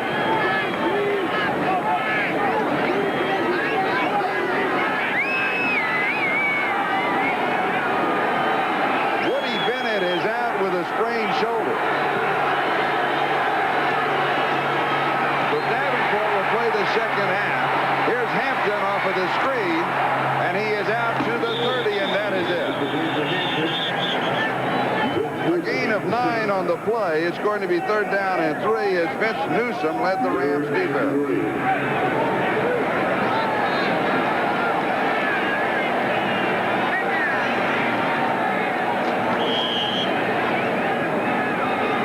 Coming in with their specialty people, a pass rusher and Gary Jeter, and a couple more defensive backs entering the football game. Mark Giroux, who made that last tackle just a play ago, has been in and playing for the injured Jim Collins and All-Pro. So this Ram defense is also had to fill some gaps because of injuries. 6 in the secondary, 3rd down and 3. Marino from the shotgun, and he's moving Tony Nathan around. He throws, it's there, first base dropped. Clayton now has dropped 3 very catchable passes. Jerry Gray had the coverage. Marino audible at the line of scrimmage. He changed it, and he had the right play on. It's just Clayton who drops the football. One of the things the Rams are doing differently, they're blitzing their linebackers, which puts man-to-man coverage in the secondary and forces Marino in this occasion to throw the ball before he'd like to. Pretty good throw, just wasn't caught. Roby now with his second punt. And remember, it was Mickey Sutton that got a piece of the first one. Henry Ellard set for the return. This is the best kicker in the NFL. This one he gets off, he really hangs it up. That's second deck action. And his taken on a fair catch at the 26-yard line. 44 yards on the kick. And the Rams will take over on offense. We've got a timeout as we take one more look at hang time. We'll be back in just a moment. The Rams on offense at their own 27-yard line. It is a predictable offense. It is. Jim Everett has completed 9 passes, 7 of those going to Henry Ellard, the wide receiver, and 2 to Eric Dickerson, the only 2 people who have caught the football this afternoon for the Rams. Charlie, you can have a predictable offense if you can get things done. You know, when we were winning championships in the 70s, everyone said they knew what we were going to do, but you just go out and say, beat us, we're going to do what we do best. Eric Dickerson has rushed for 55 yards, 17 carries for 55 yards, and here he comes again. To the 40, to the 50, 25 yards. Mark it 23 yards to the 50, and a first down. Change their offense? No way. Now with an Eric Dickerson in the backfield, he gets the good blocking from the inside. That's Jackie Slater, number 78, leading it down. And then it becomes a mismatch in the secondary. But it's Dickerson against a small defensive back, such as a Glenn Blackwood, number 47, who missed that tackle. It is a pure mismatch. Dickerson has the speed to run over, or excuse me, around the defensive back, or the power to run over him. Dennis Harrow with the key block. A first down. They mark it Miami 49. Play action. Pass is complete to Tim Terrell. Incomplete. Are they going to mark it there? Yes, they are.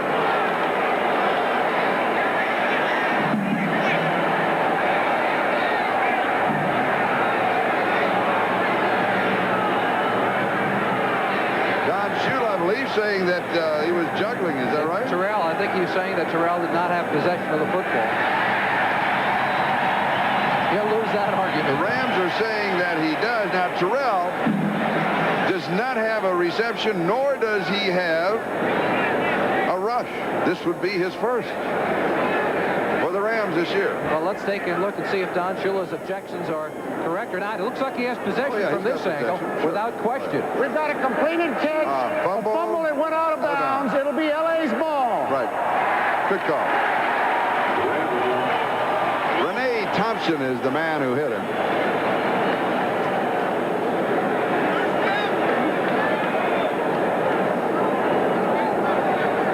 Just over 8 minutes to go in the third quarter. The Rams trail by 7, and they're on the move. That gave them enough, excuse me, Charlie, for the first down, and they are talking to the replay official up here in the booth.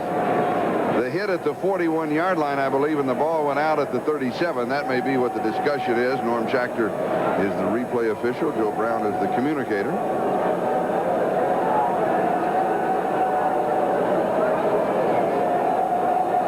The umpire, Artemis, at the time, whatever it was that he said, and Don said that they back. I've said my piece, and I'm finished. You've heard it all. Yeah. And there is the replay booth. We have a completed catch. A fumble on the 40-yard line, which goes out of bounds. The ball comes back to the spot of the fumble. It'll be second down. They mark it at the spot of the fumble. And it will be second down and just about a yard to go for the first down.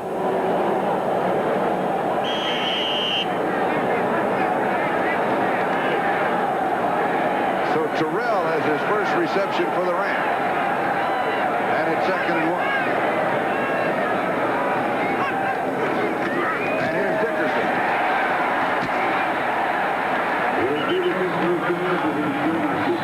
Close to the 35. He's got the first down. Bud Brown and Bob Brudzinski with the tackle. And the game's in progress all in the third quarter. Kansas City continues to lead the Rams by 10. And another note, if Kansas City wins, that means that the Jets are in the playoffs. Seattle and San Diego are locked up in a tie in the third. And Houston out in front of Minnesota, and if Minnesota loses, they're out of the playoff picture. First down for the Rams. Here's Dickerson. Nice head fake, slips a tackle. 23-yard line. 12 yards. Mark Brown makes the stop. The Rams just continue to wear down the defensive front of the Dolphins. Originally, the Dolphins were stopping them early, but with an offensive line like Smith and Harrer and Slater, all pros, and Dickerson running behind it, they just continue to wear them down. And more and bigger chunks of yardage coming out here in the second half for Eric Dickerson as he closes in on the 100-yard mark one more time. 20 carries, 96 yards. This will be the 11th time this year in 15 games you've been over 100. Into the corner. No. Kevin House thought he had it. Rene Thompson was the defender. It'll be 2nd and 10 back at the 23.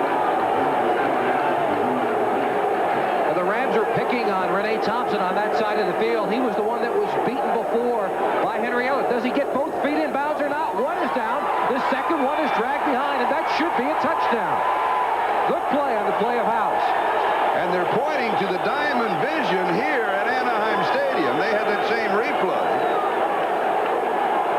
Well, that replay is sufficient enough from the angle we had it there. That's a touchdown. This angle hard to tell from. Yeah, but the other one was fine. He makes the catch, 1 foot down, the second one in. It's a touchdown.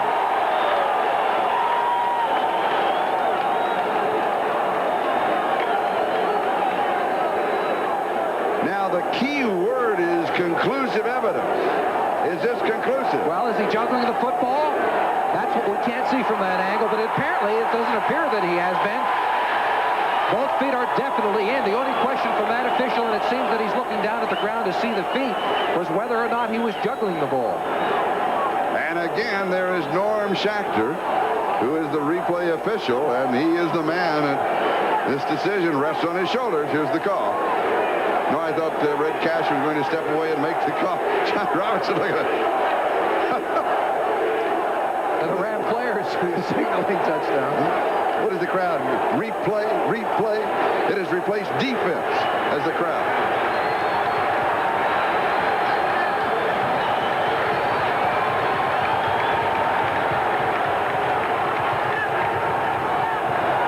All right, one more angle.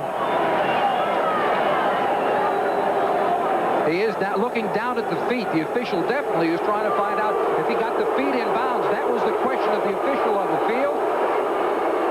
And there is no doubt from that replay that both feet were in bounds. I don't understand what the delay is. There's Red Cashin. He doesn't understand the delay either.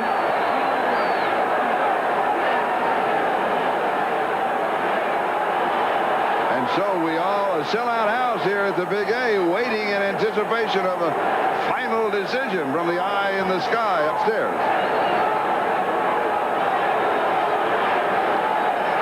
Shouldn't really take this long. Isn't it time for us to get rid of the instant replay? I know, I like it. I just think we ought to do it quicker. All we're doing is taking the questions from the booth and transferring it to the question, or from the sideline and transferring it to the questions in the booth. So what are we saving?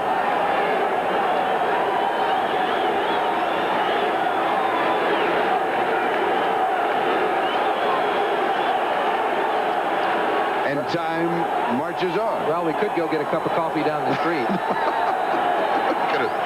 We could have taken a commercial here. Do you realize that? No, this is too much fun to take a commercial. No, we don't want to leave the action.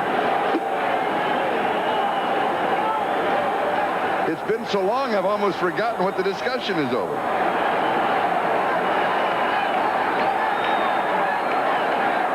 Now, one of the problems could be that the communications is broken down, because we've had that problem before. And look, I was slow enough. I could have run downstairs and told them by now. Yes, it's going to be a touchdown.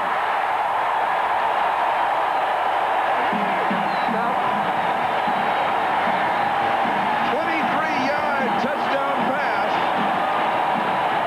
from Jim Everett to Kevin House.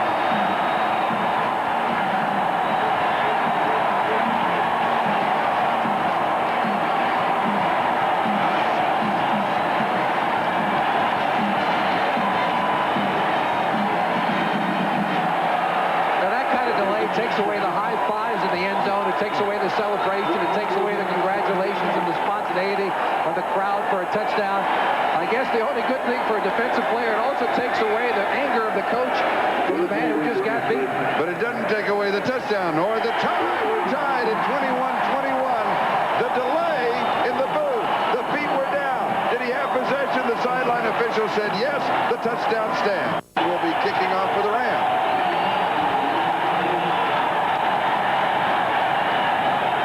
So Jim Everett now has thrown 2 touchdown passes. He has 7 on the year. And in this quarter, he has completed 4 of 4 for 65 yards and 2 touchdowns.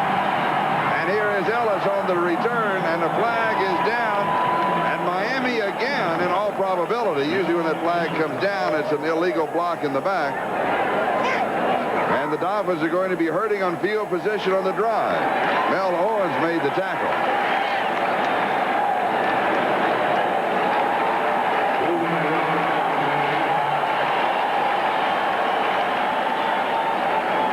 And that has been a continuous problem for the Dolphins during the second half. Every time they do get the football, it has been a penalty, a holding. Holding. Number 11 during the run back. That's First down at 10. Crash Jensen. Jim Jensen, nicknamed Crash because of his special team play, despite the fact being a college quarterback. So Miami at their own 17-yard line, first down. We are tied 21-21. So the Rams have picked up 14 points on Miami in the second half, and they've shut down Marino so far. Far side pass is complete at the 20 to Davenport. The point of the catch is the 20. They'll get 3 yards. Eckert and Nolan Cromwell were there. Second down and 7. And the other games in progress. Kansas City continues to lead the Raiders by 10. Seattle with a field goal now in front of San Diego by 3, and Houston out in front of Minnesota. Those games in the third quarter, as is this one. We are tied 21-21 with 5:40 and counting. Time remaining third quarter. Marino fires over the middle. It is Dan Johnson at the 25-yard line. It's going to be third down and a couple. It is Eckert again, one of the 2 inside linebackers for the Rams, who makes the tackle. Now, this is the adjustment of the Rams in the second half. As Bob mentioned earlier, the good vision of the defensive backs. They win at halftime, and in all probability, Fritz Shermer told his defensive backs, you've got to be more aware of what's going on in the field. Forget about looking into the backfield. Because of that, it's forcing the Marino to drop the ball underneath the coverage, and that sets up the 3rd and 2 now. 6 in the secondary for the Rams. Third down and 2.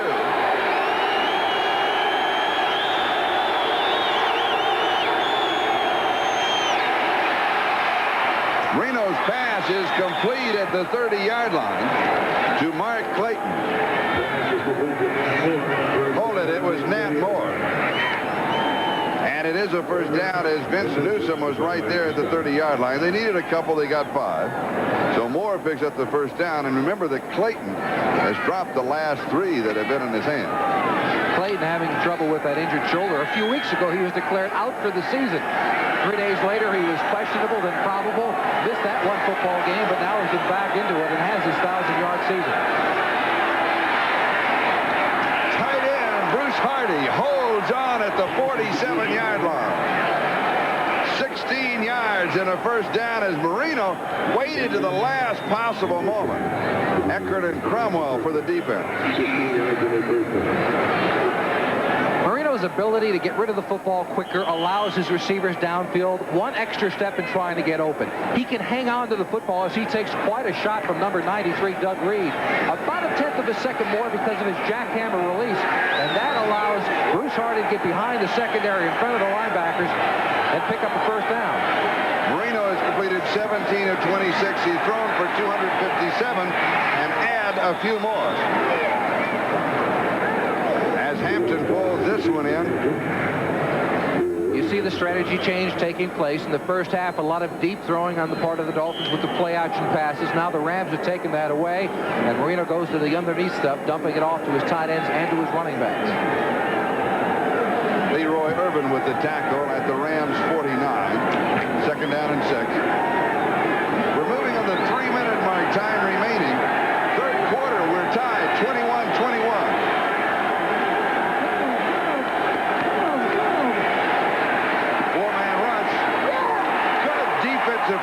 the 45. Johnson, the intended receiver, and Cromwell was there.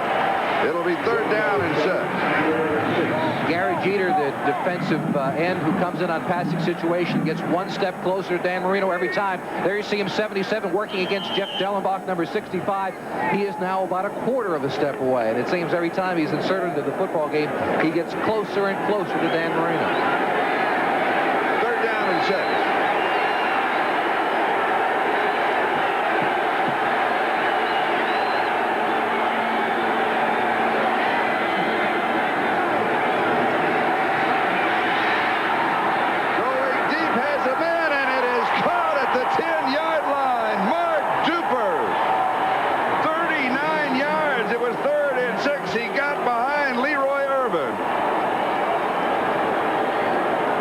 Man-to-man coverage on the side, but watch the throw by Dan Marino. He knows where he wants to go. The pressure comes from the outside. He throws off his back foot, and it is a perfect throw downfield to Mark Duper. Watch the end of this play. He knows where he has to go and feels the pressure, and off his back foot, he tosses it. The perfect throw, and it seems a little bit of interference despite the fact Mark Duper comes up with the catch against Leroy Irvin, number 47. And Marino has now thrown for 301 yards, and as soon as he got that one off, he was decked by Kevin Green. And we have some pushing, perhaps Dwight Stevenson with a move. Let's see what the call is. Sean Miller made contact. As you know, from tackle to tackle, once you go to that 3 or 4 point offensive stance, you can't make a move. Encroachment, number 98 on the defense. There was no movement. First down. Well, that's the second time that Sean Miller has been called for it this afternoon. He's lined up right over the nose of Dwight Stevenson. A good old all-pro center will squeeze the football when the nose tackle is staring at it, making the nose tackle jump off sides. I wonder if Dwight Stevenson isn't pulling that trick this afternoon. It is 1st down and goal to go the ball just inside the 5-yard line. Now, does he squeeze it right at the beginning or not? Squeeze it, but don't snap it. That's the trick. Reno drills this one on the break. It is there. Touchdown. Mark Duper, a 5-yard reception, and they're picking on Irvin again. And Duper has his 2nd touchdown of the ball game. And Marino has now thrown for 4.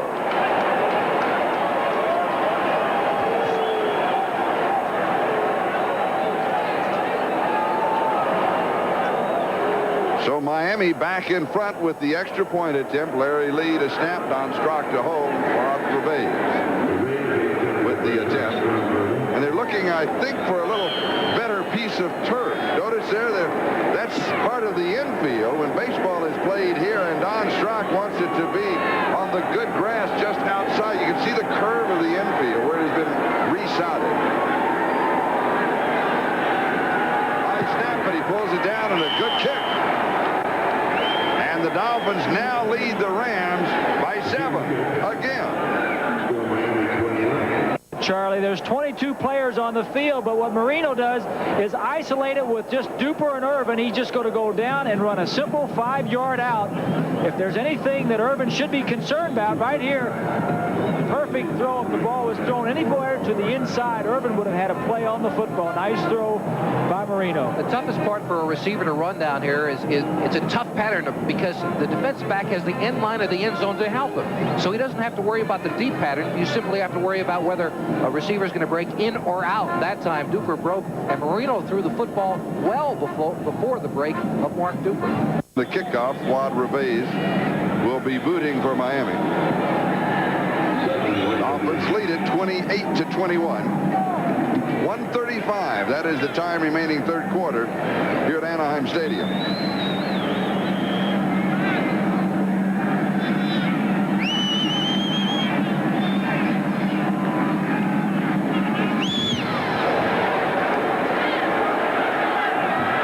White from the goal line out to the 10. Charles is to the 20. And returns for 25 yards to the 25, where the Rams will go to work with a 1st down. Jim Everett Everett in his fourth start at quarterback for Los Angeles, 6'5", 212-pounder. Of course, you probably know by now that John Robinson had always said, I don't need a tall quarterback. And they asked him about that, and he said, well, the reason is I never had a tall quarterback. But it makes a difference from a receiver standpoint when your quarterback's 6'5". Oh, it does, because if you can't look back and see your receiver, the ball simply appears out of a mass of humanity called an offensive and defensive line. It's important to see it from the point of the quarterback throwing the football. And here is Dickerson just for a yard. So it's just as important, or maybe more important, from a receiver standpoint than from the quarterback standpoint. So the ball just doesn't appear on you. Right. I've heard Doug Flutie and others say that, well, the size doesn't hurt. Maybe it doesn't for a quarterback. Maybe he's able to look over those big defensive linemen. But as for a wide receiver, it's easier to see the ball thrown right from the hand of a quarterback than for it to simply appear. And then if you don't have that big height like Bob Greasy, he would get out in the passing lane so you could see him. It must have been before I got there. For the record, Bob Grimm, so it's okay. 2nd and 9. Everett to throw. Has good protection. Then he throws incomplete. David Hill, the intended receiver, and he was off balance then. As Everett, he has a tendency every once in a while to get caught with his weight going back. Well, he does have an unorthodox throwing motion on occasion, and that time he seemed to be unsure whether he wanted to go with the football to Hill or not, and Hill was covered fairly well by Larry Kolick, as we mentioned before, getting his first NFL start in his first NFL game. 11 of 20 for 150 yards, 3 wide receivers for the Rams, 3rd down and 9, as Michael Young joins the trio. Young and House. Everett from the shotgun. And here's the screen, and it is Dickerson who catches it at the 20-yard line, and the Miami Dolphins were waiting there for him. That's Brian Sauché.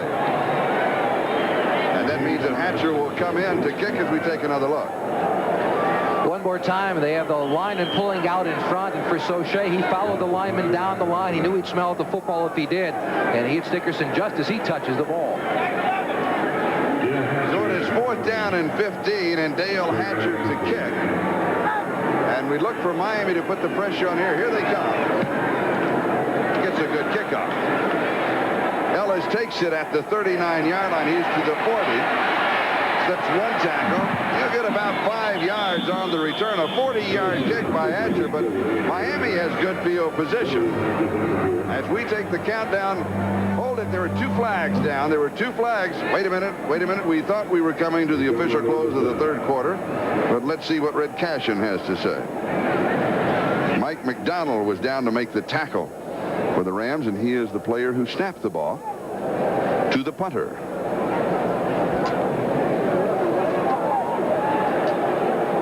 That kick, of course, being the last play of the 3rd quarter, and that will come into contention here, the discussion of the officials.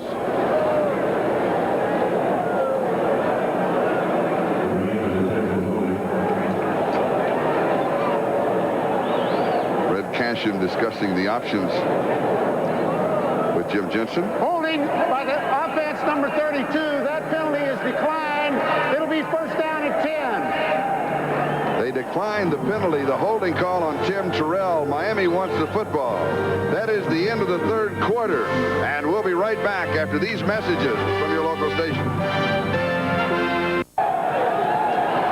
As we start a hot 4th quarter, the score is Miami 28 and the Rams 21. And Miami has the football at their own 44-yard line, 1st down.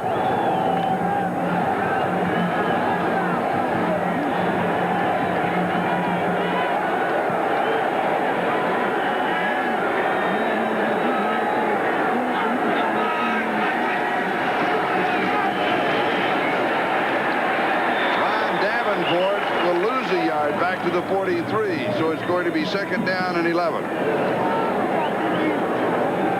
We had a delay of game penalty, you might say, on this touchdown pass from Everett to Kevin House, because it took the officials, I don't know, we didn't run the clock. It felt like 5 or 6 minutes before they finally decided that it was a touchdown. And Miami, of course, with this touchdown pass to Mark Duper.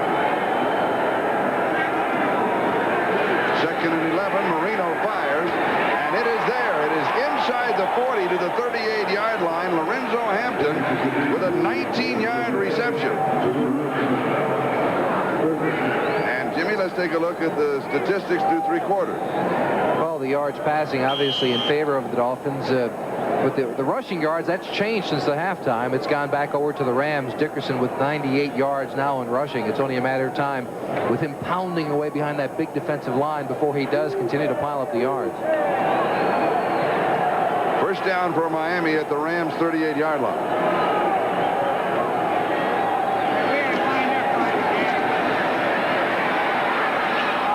Marino incomplete to Davenport. And Mark Giroux was putting the pressure on Marino. It'll be second down and 10 at the Rams' 38.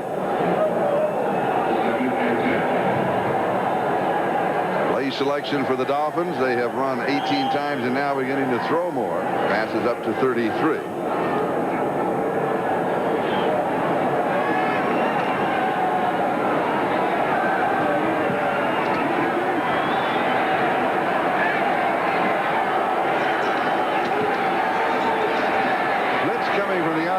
It is picked up. Hampton with the reception, and he ends up crawling for about the last 4 yards, and that will be enough to pick up the first down. But the official is going to mark it back. It seemed like someone got a hand on him, forcing him to go down to the knee before he crawled and got up and got enough yards for the first down. It may be Eckern, and here's Bob Greasy. Charlie, you said blitz. You're right. Cromwell, the strong safety, blitzes, and the linebacker goes out and takes his pass coverage. But the Dolphins pick it up. If you stop it right there, you'll see the back picks him up. Good protection by the Dolphins. Now the pass is complete, and they're ruling he was touched and down. I'm not sure that's a correct ruling, but that's what's going to stand. This is a 31, third down and 3. Now wait a minute. The officials are stopping the clock. Let's take another look at that. We may have an overrule by the replay official on the first down. I think that's what is going on here. Let's take another look at that, where he was touched down, because remember, you know, it's a different rule in the college. Everybody knows that. What the ruling was on the field at the time is that Hampton is tackled right here, that the arm forces him to the ground, and there is where the ball was marked. Now the question being, was he forced down by the arm of the linebacker, or did he fall on his own? Let's see it from this angle. No, he's missed completely. He was not touched whatsoever. I think it should be a first down. It was asked, by the way, the replay did not call down for it. It was asked by the officials on the field, and they did not overrule. So it's third down and 3 at the 31. Here comes pressure from the outside on the blitz. He has to get rid of it. Single coverage is complete inside the 10 to Nat Moore. Cromwell makes the tackle 24 yards. Does anybody pick up the blitz or read the defenses better than Marino? I don't know, but Tim Fox gambled on this play. Let's see if we can see it. He tries to go up and take Nat Moore off the line of scrimmage.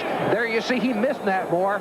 He had a man-to-man coverage. You try to knock him down instead of covering him downfield. When he missed, Nat Moore stuck behind him, and enough yards for the first down. As you said, Charlie, though, it's Dan Marino who reads the coverage and gets the football off. 7-yard line, first down, goal to go. Converting on a third down and 3 with the blitz coming. Marino is now thrown for 356 yards, 23 of 34. This one is good to the 5-yard line to Hampton as Cromwell and Irvin make the tackle at the 5. And it's second down and goal to go. So Miami leading by 7, trying to stretch the margin, and the other games in progress. The Raiders clawing back at Kansas City. Now the margin is 3. Seattle leading San Diego by 10. And Houston remains in front of Minnesota.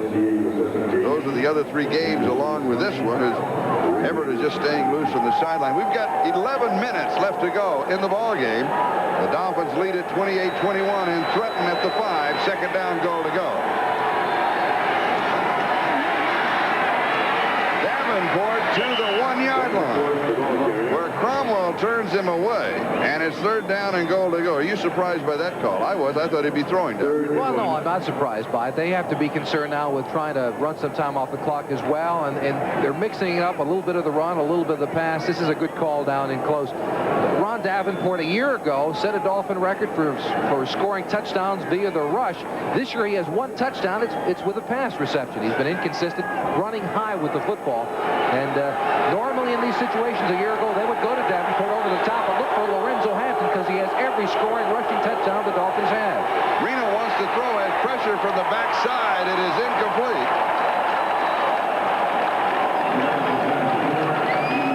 And that was on 3rd down and goal to go. And the field goal attempt will come in.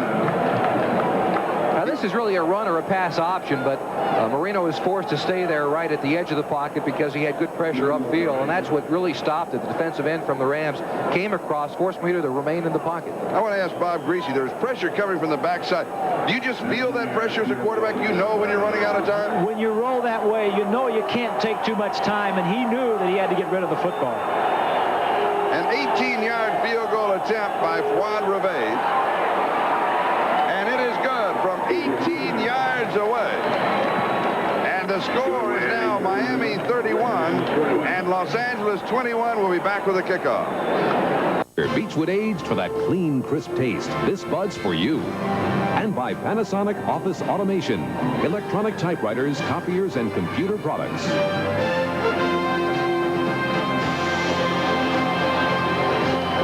This is Charlie Jones along with Jimmy Cefalo and Bob Greasy. We have 10 minutes and 6 seconds left to go in the ball game, and the Miami Dolphins lead the Los Angeles Rams by 10, 31-21. And earlier today, San Francisco defeated New England 29-24.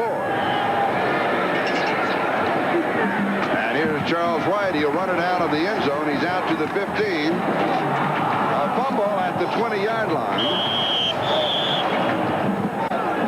And the Rams retain possession of the football. Jim Jensen is the man who made the hit for Miami. So Crash does it again. And that's how he made the football team, as a matter of fact. A late-round draft choice to the Dolphins out of Boston University several years ago. But runs well and is a tough, the line that there's a quarterback playing linebacker. Well, Jim Jensen is a linebacker who would like to play quarterback, I think. He plays off the hit of the wedge coming up, takes it on, makes a big enough hit to cough the football up. Now, that's not a quarterback in my book. Little play-action fake by Everett. Far side to David Hill, and Hill struggles out at the 31-yard line. So he'll pick up 9. It's going to be 2nd down and 1. William Judson was the Dolphin that he was pulling out with him at the 31. And, of course, Jensen is the number 3 quarterback for Miami. And when he throws in preseason and goes in and plays quarterback, he has to change shoulder pads. Well, with the shortened couple of years ago, it was a 49-man roster. Now when it goes to 45, as it has, someone like Jim Jensen becomes that much more valuable. Plays 3rd down, tight end, can play wide receiver, quarterback if you need him, and he contributes on special teams. There's the time remaining, 9:45, 4th quarter. Rams down by 10. It is there. Kevin House inside the Miami 40-yard line. 31 yards on the play. Blackwood and Brown with the tackle. Here's Bob Greasy. Well, Charlie, they've been working on Renee Thompson, and they're right down here, as we say. Now, there's just 2 people involved. He's just going to go down and break to the outside, and Thompson will miss the tackle. Everett looks to the middle of the field, and you got man-to-man coverage at the bottom, and a good move by House to avoid the tackle and gets downfield for about 15 more yards.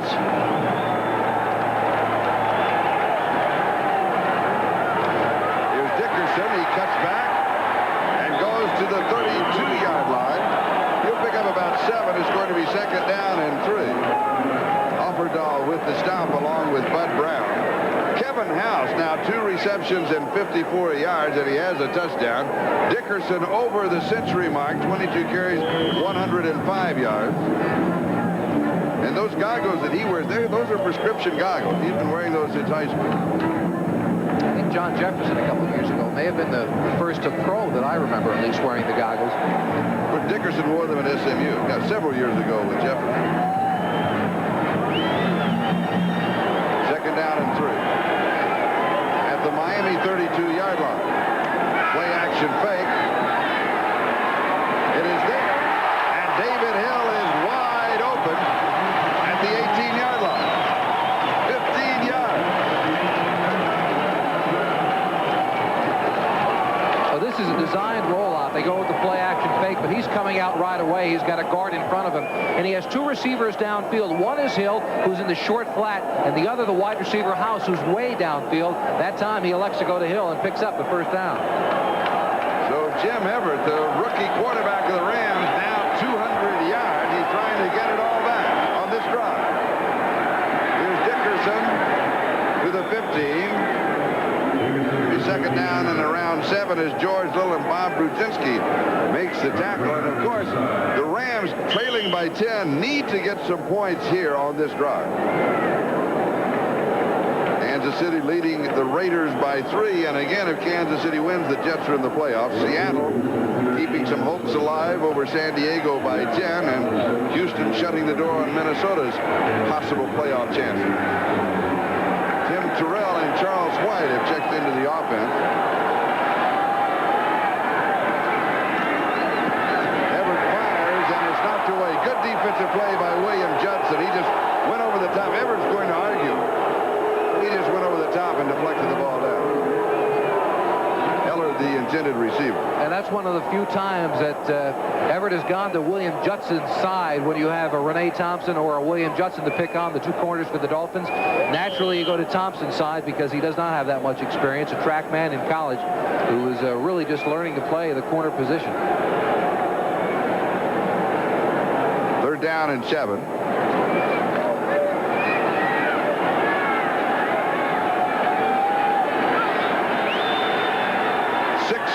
So there's a lot of time remaining. From the shotgun.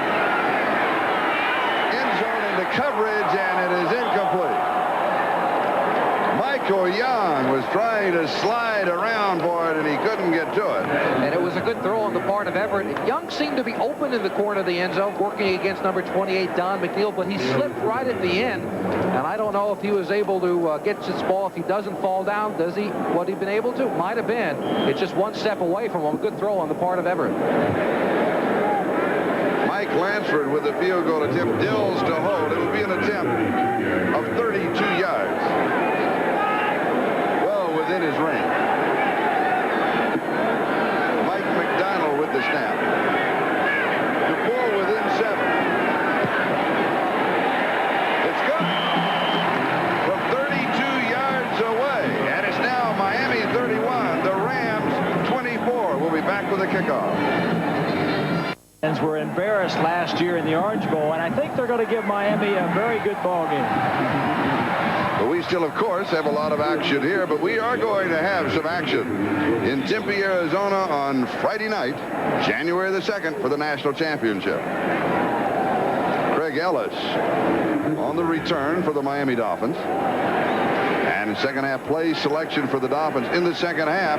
They've thrown it 19 times. They have run 3. Well, there goes balance attack out the window. And their rushing yardage in the second half is 0. Their passing yardage is 163. Miami from the 27-yard line. First down. Just over 6.5 to go. The Dolphins up by 7. Knocked away at the line of scrimmage. Doug Reed makes the play. 6'3", 250 pounds from San Diego State. Second time in the ball game that he's done that. Today's telecast presented by Authority, the National Football League, intended for the private use of our audience. Any rebroadcast or other use of this telecast without the express written consent of the Los Angeles Rams and the National Football League is prohibited. Second down and 10. Marino has completed 24 of 37. He's thrown for 359 yards, 4 touchdowns, 1 interception. Pass is complete at the 30-yard line. So it'll go for 3 to Bruce Hardy, the tight end. It's going to be third down and 7. Jerry Gray was there. Hardy a little slow getting up. And their backup tight end, Dan Johnson, has had trouble with a bruised toe, so Hardy becomes that much more important. The third tight end on the roster is Jim Jensen, number 11. That quarterback I talked to you before about. I thought for a moment that he had a Charlie horse when he got up. A Charlie horse? A Charlie horse. Probably wondering where that came from. Where did that come from? So glad you asked. Tell you after this play.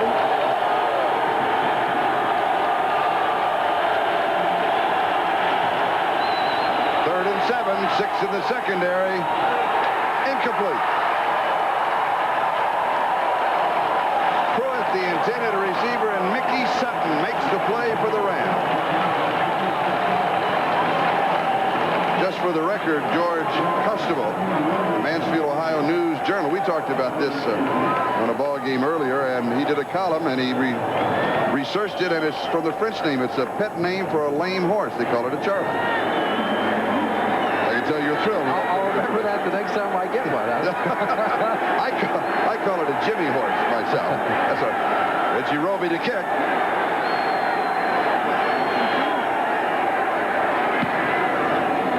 It's a beauty.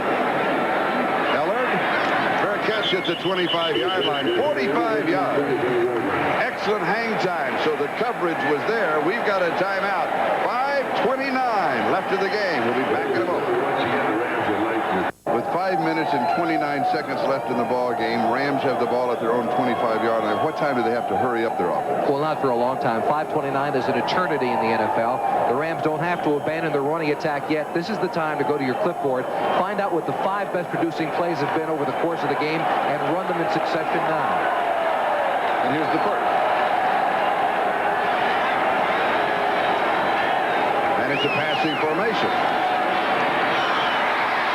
Little sidearm that is there. David Hill. And Jim Everett had the pressure and had to go to the sidearm throw, and he completes it. And Everett buys some time back in the pocket. He did not have the receiver he wanted right away, but he eventually found Hill by jumping around in the pocket. Just a second. As you said, Charlie, sidearm throw, and it's Hill beating number 51 Mark Brown man-to-man coverage.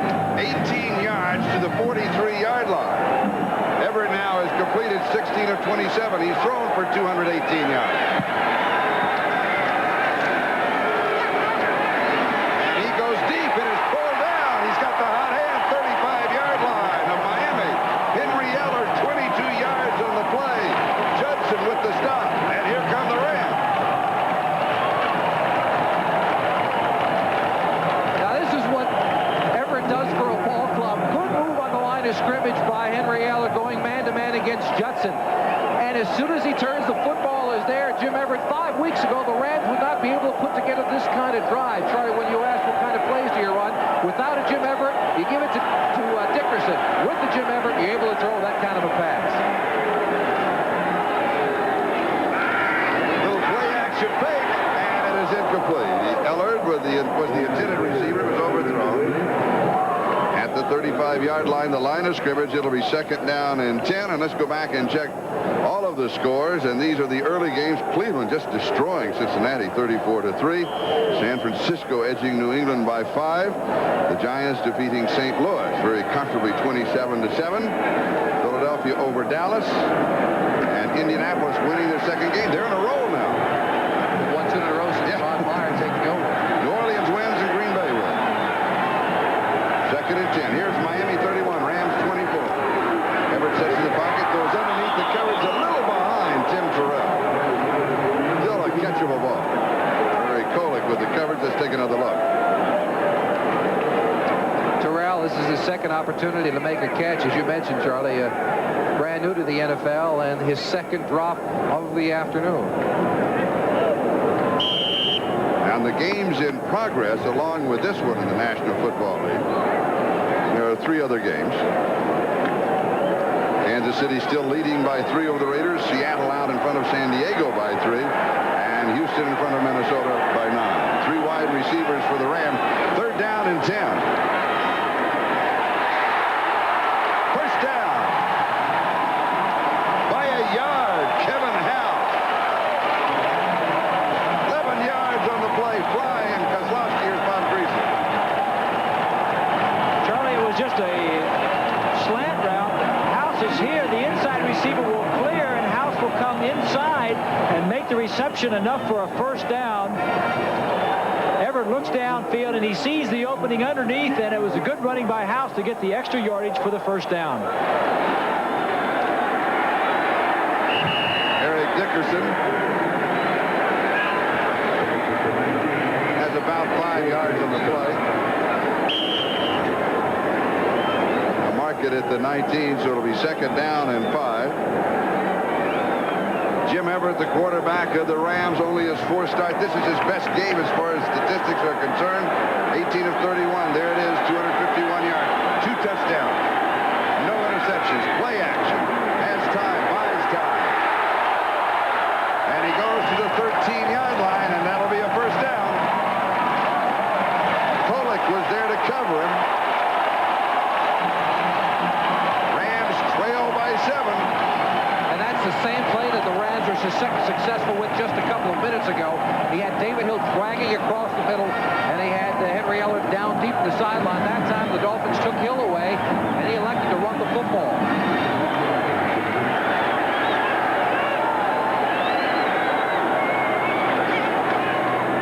Here's Dickerson. He cuts back, and he's to the 8-yard line. He has 4. It's going to be second down and 6. Take the countdown to the 2-minute mark. 2 minutes left here at Anaheim. The score is Miami 31, the Rams 24, and the Rams are threatening. We'll be back in a moment. The Rams started this drive back at their own 25-yard line. It was first down to the 43, first down to the Miami 35, then second and 10, third and 10 at the 35, then 11 yards to the 24, and a first down. Then it was second and 5, and then a first down, and now it's second and 6. Dickerson, the only Rams running back to carry the ball today, 25 times, 115 yards, and so that means that is the 11th time this season that Dickerson has gone over the 100-yard mark, and he's right on his average now with still time remaining. Carries 25 plus, 25.3, that's what the plus means, carries per ball game. It'll be interesting to see how that diminishes over the next couple of years with the Jim Everett in the backfield. I would imagine next year he would probably like to have that number down a little bit to extend his career as much as possible. Second and 6.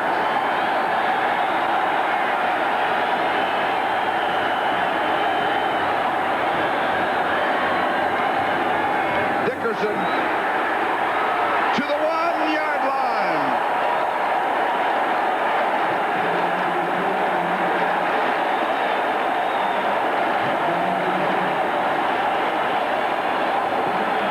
Dickerson, the play that Bob mentioned before, pulling Pankey around from the tackle position on the offside and taking quite a hit from number 51, Mark Brown. He was slow getting up, but that's the trick of all those old good running backs. Slow getting up and fast going over the top. First down, goal to go. Dickerson. He does not go in.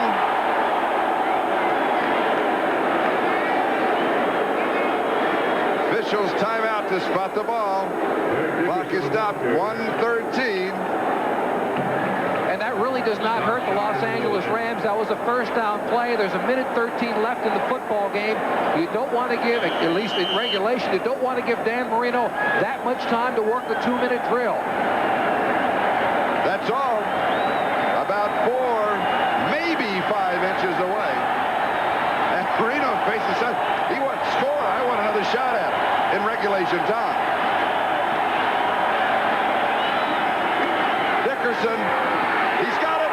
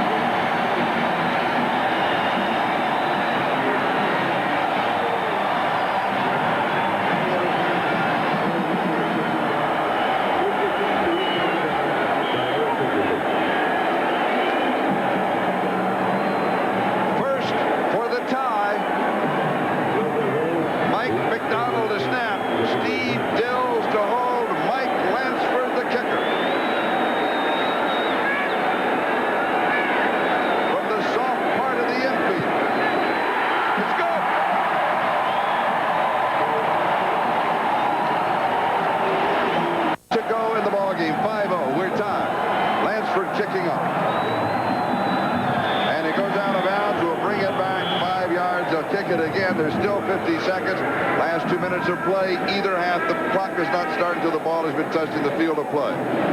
All right, the look from the touchdown from this angle. Good line blocking, a big drive. 2 linebackers going over the top. And Dickerson avoiding them, sliding into the end zone. Good line play on the part of the Los Angeles Rams. They won that battle. Watch the 2 linebackers. Number 90 Hendel and number 56 Oferdal go over the top and miss.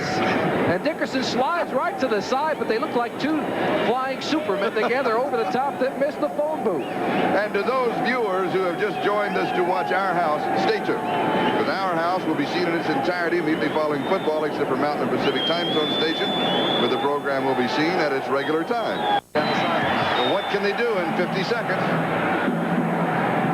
Here's Ellis on the return out to the 25, across the 30 out of bounds, stopping the clock at the 31-yard line. It would have stopped anyway on the change of possession, of course.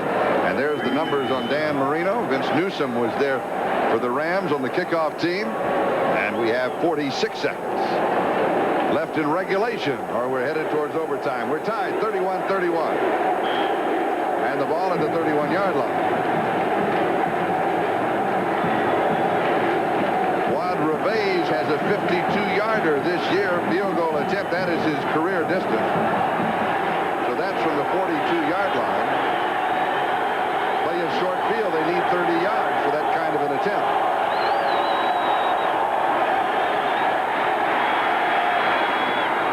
Pass is there, 38-yard line, gain of 7, second down. Tony Nathan on the receiving end. Jerry Gray with the stop.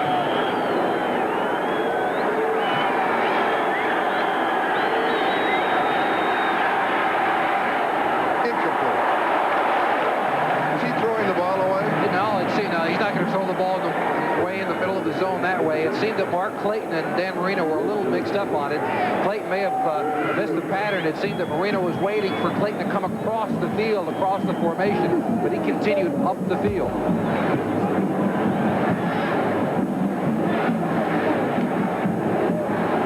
Third down and 3.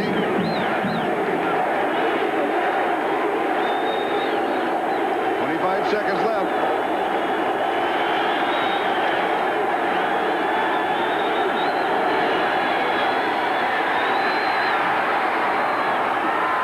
Incomplete. Mickey Sutton for the defense. Pruitt could not hold on to it. It'll be 4th down. Now the Rams can load up. They have 20 seconds if they get any kind of a return. And they do have 3 timeouts remaining. And they are sending Henry Allard back to return the punt. Pruitt should have caught the football. Even if he did not get out of bounds, the Dolphins would have been able to use one of their timeouts. It would have been a 1st down. Reggie Roby to kick. And the Rams will send everybody. They got a piece of one earlier.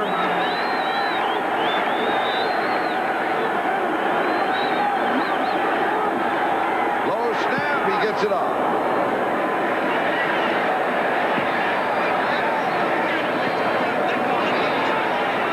And it'll roll to the 21-yard line. 40 yards on the kick. 8 seconds left. Now, did you notice that Allard signaled for the fair catch? Way away from the ball. The reason being, if the kick would have come up short on a fair catch, you can then call for a free kick and go for the field goal attempt with everybody 10 yards off of the line. That's right, but it is so far away that Lansford would have not had any shot at all. Oh, no, but just in case. Yeah, I mean, he went up with it to start. That's the correct play. At the end of a half or the end of a game, a punt returner is instructed to call for the fair catch because it does set up that free kick situation. It does not happen very often in the NFL. No, but every once in a while. Every once in a while. Didn't happen today, of course. Overtime. Yes, that's right. That's right. Rams are going to down the ball here. Don't take a chance. Good move. And we're in overtime. We're tied at 31-31. So we go to sudden death. And of course, as you know, the team scoring first anyway, winning. And if there's no score in 1 quarter of play, and then it officially goes in the book as a tie, there'll be a 3-minute intermission. This entire thing. This, of course, if the Rams win today, they win the division. If they lose today, it sets up the confrontation in the West between both the Rams and the 49ers on Friday night for the title. But in the case of a tie, what happens? We will chase that information down. Your choice, please call it in the air. Heads. We call heads. It's heads. Your choice. You want the ball? We'll take the ball. We'll take the ball. We'll take the ball. Dwight Stevenson with the best call of the day. Chose to receive. We'll play in 3 minutes. Dazzled you with confusion, didn't I? No, what it comes down to is that hopefully we'll have either a win or a loss here this afternoon, so that the confounding of the playoff picture becomes easier for us. This is now final. Kansas City has defeated the Raiders 20-17, and that means that the Raiders are out, and it also means that the Jets are in the playoffs.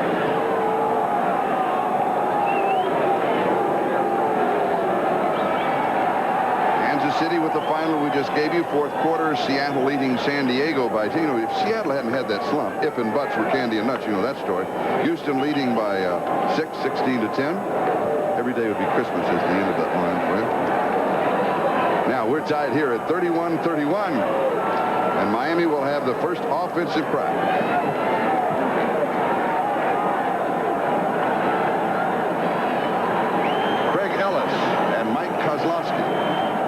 Set for the return, and we're underway in overtime. Ellis to the 10, the 15, 20, 25-yard line, and there are no flags.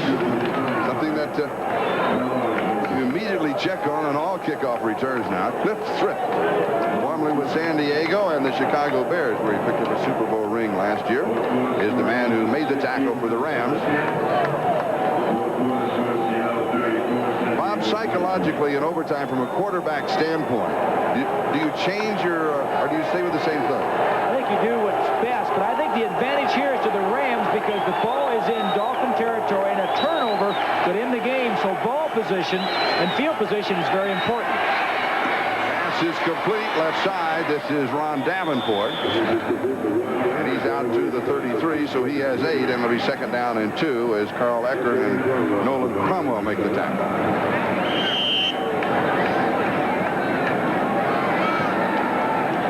The Dolphins shuttling in plays now with their tight ends. Zane Johnson comes in for Bruce Hardy. The play from the sideline.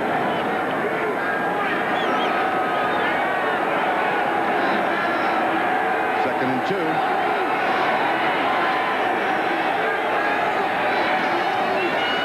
Davenport, first down to the 40, to the 50, to the 40, inside the 35-yard line, 32-yard line, 34 yards. Johnny Johnson saved the touchdown. Now watch the crunching block up top by Lorenzo Hampton. Not really a crushing block, but he does push the defensive linebacker Mike Wiltshire out of the way, allowing Hampton to get down the sideline. Excuse me, that's Davenport. Watch Shula and his reaction as Davenport is going down the sideline. A little shuffle along the sideline to help him along the way. Ron Davenport with the key play in overtime. Incomplete. Almost intercepted. Duper. Shula wants a face mask call. Leroy Irvin was there. They've been picking on him all afternoon. Just that quick slant pattern that the Dolphins run so very often and are so successful with. It was a little bit behind Duper, and there you see the question of Shula's face mask may be true. Yes, he had a couple of fingers on his face mask. Of course, that one of the 26 penalties that does not come under the scrutiny of the replay official. Does not fall into the venue of the replay official. Juan Revez. Second and 10. Replay. Rams are in the neutral zone. It is intercepted by Mickey Sutton, but the flags could well nullify the interception. As a quarterback, you know, Bob, when you've got that free play and you can gamble. Well, that's true, Charlie, and as we see the offsides on the Rams, and he knew he had it. He also had a man breaking free downfield, and I think what he's intending to do right now... Number 91 on the defense, still second down. It's Kevin Green. He just wants to play it cautiously and get his team into field goal position. He wouldn't have thrown that ball had he not had the flag.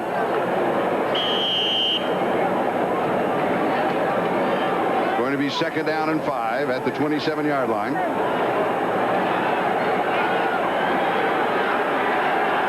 Revays is hit from 18 yards in this ball game. He is at 12 of 20 on the year. Lots of time. 22-yard line is Davenport. And Eckern for the defense. We're going to have timeout for a measurement. That was second and 5. If it's third and short, it was not good enough for the first down. Let's see. No, it was. No, it was. It is a first down for the Dolphins. So I think you go through another series. You try to go, as Bob said, with the safe passing, the short passing game. Don't make any mistakes. Throw the football away if you decide to go ahead and throw it. And give Revays a little bit more room to allow him to kick the field goal. Marino, 28 of 45 for 383 yards. Seattle defeats San Diego. That's now final by 10, 34-24. We're in overtime here at 31-31. Lorenzo Hampton to the 20-yard line. And we're having an early exchange of Christmas greetings. Happy holiday. That could be devastating to a team to get a penalty such as that. It was Dellenbach and Gray going at it for the Dolphins and for the Rams. But you get a penalty in that situation. If it's you offensively, you take your team out of field goal position. And if it's against the defense, you set them up for a winning field goal. Really not an intelligent play on the part of the players. We're moving on the 3-minute mark, time into overtime. Second and 8.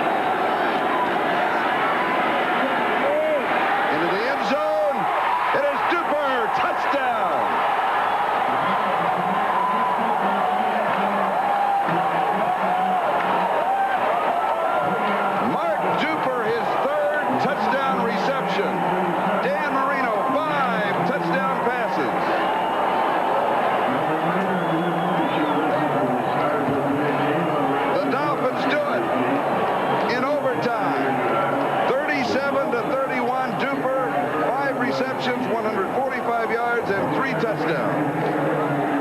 So that sets up the contest next week between the Rams and the San Francisco 49ers for the Western Division Championship in the NFC. Dan Marino, 29 of 46, 403 yards, and here is his 5th touchdown. It's the same play the Dolphins hooked on earlier. They once again are picking on Irvin in the corner of the end zone. A great catch by Duper. He had to take it up off the top with his hands and still put off the beating from Irvin, and he goes in for the score. The reaction of Don Shula and the Dolphins. 3 minutes and 4 seconds into overtime. It is Miami 37, Los Angeles 21. A 75-yard touchdown drive. We'll be back in just a moment to Anaheim Stadium.